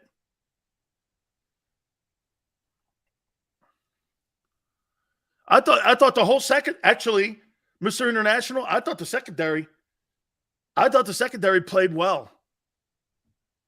I did. I thought the secondary played well. I didn't have a problem with the secondary. I had a problem. Kaiser White played well. Okay? He played well. Front four did not. The front four did not.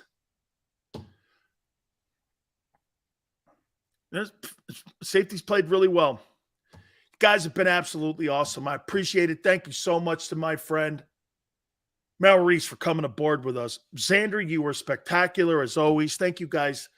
I really appreciate you guys coming aboard with us as you do each and every single day. Please hit the like button. Until tomorrow, 3 to 6 Eastern time. We shall see you on the flip.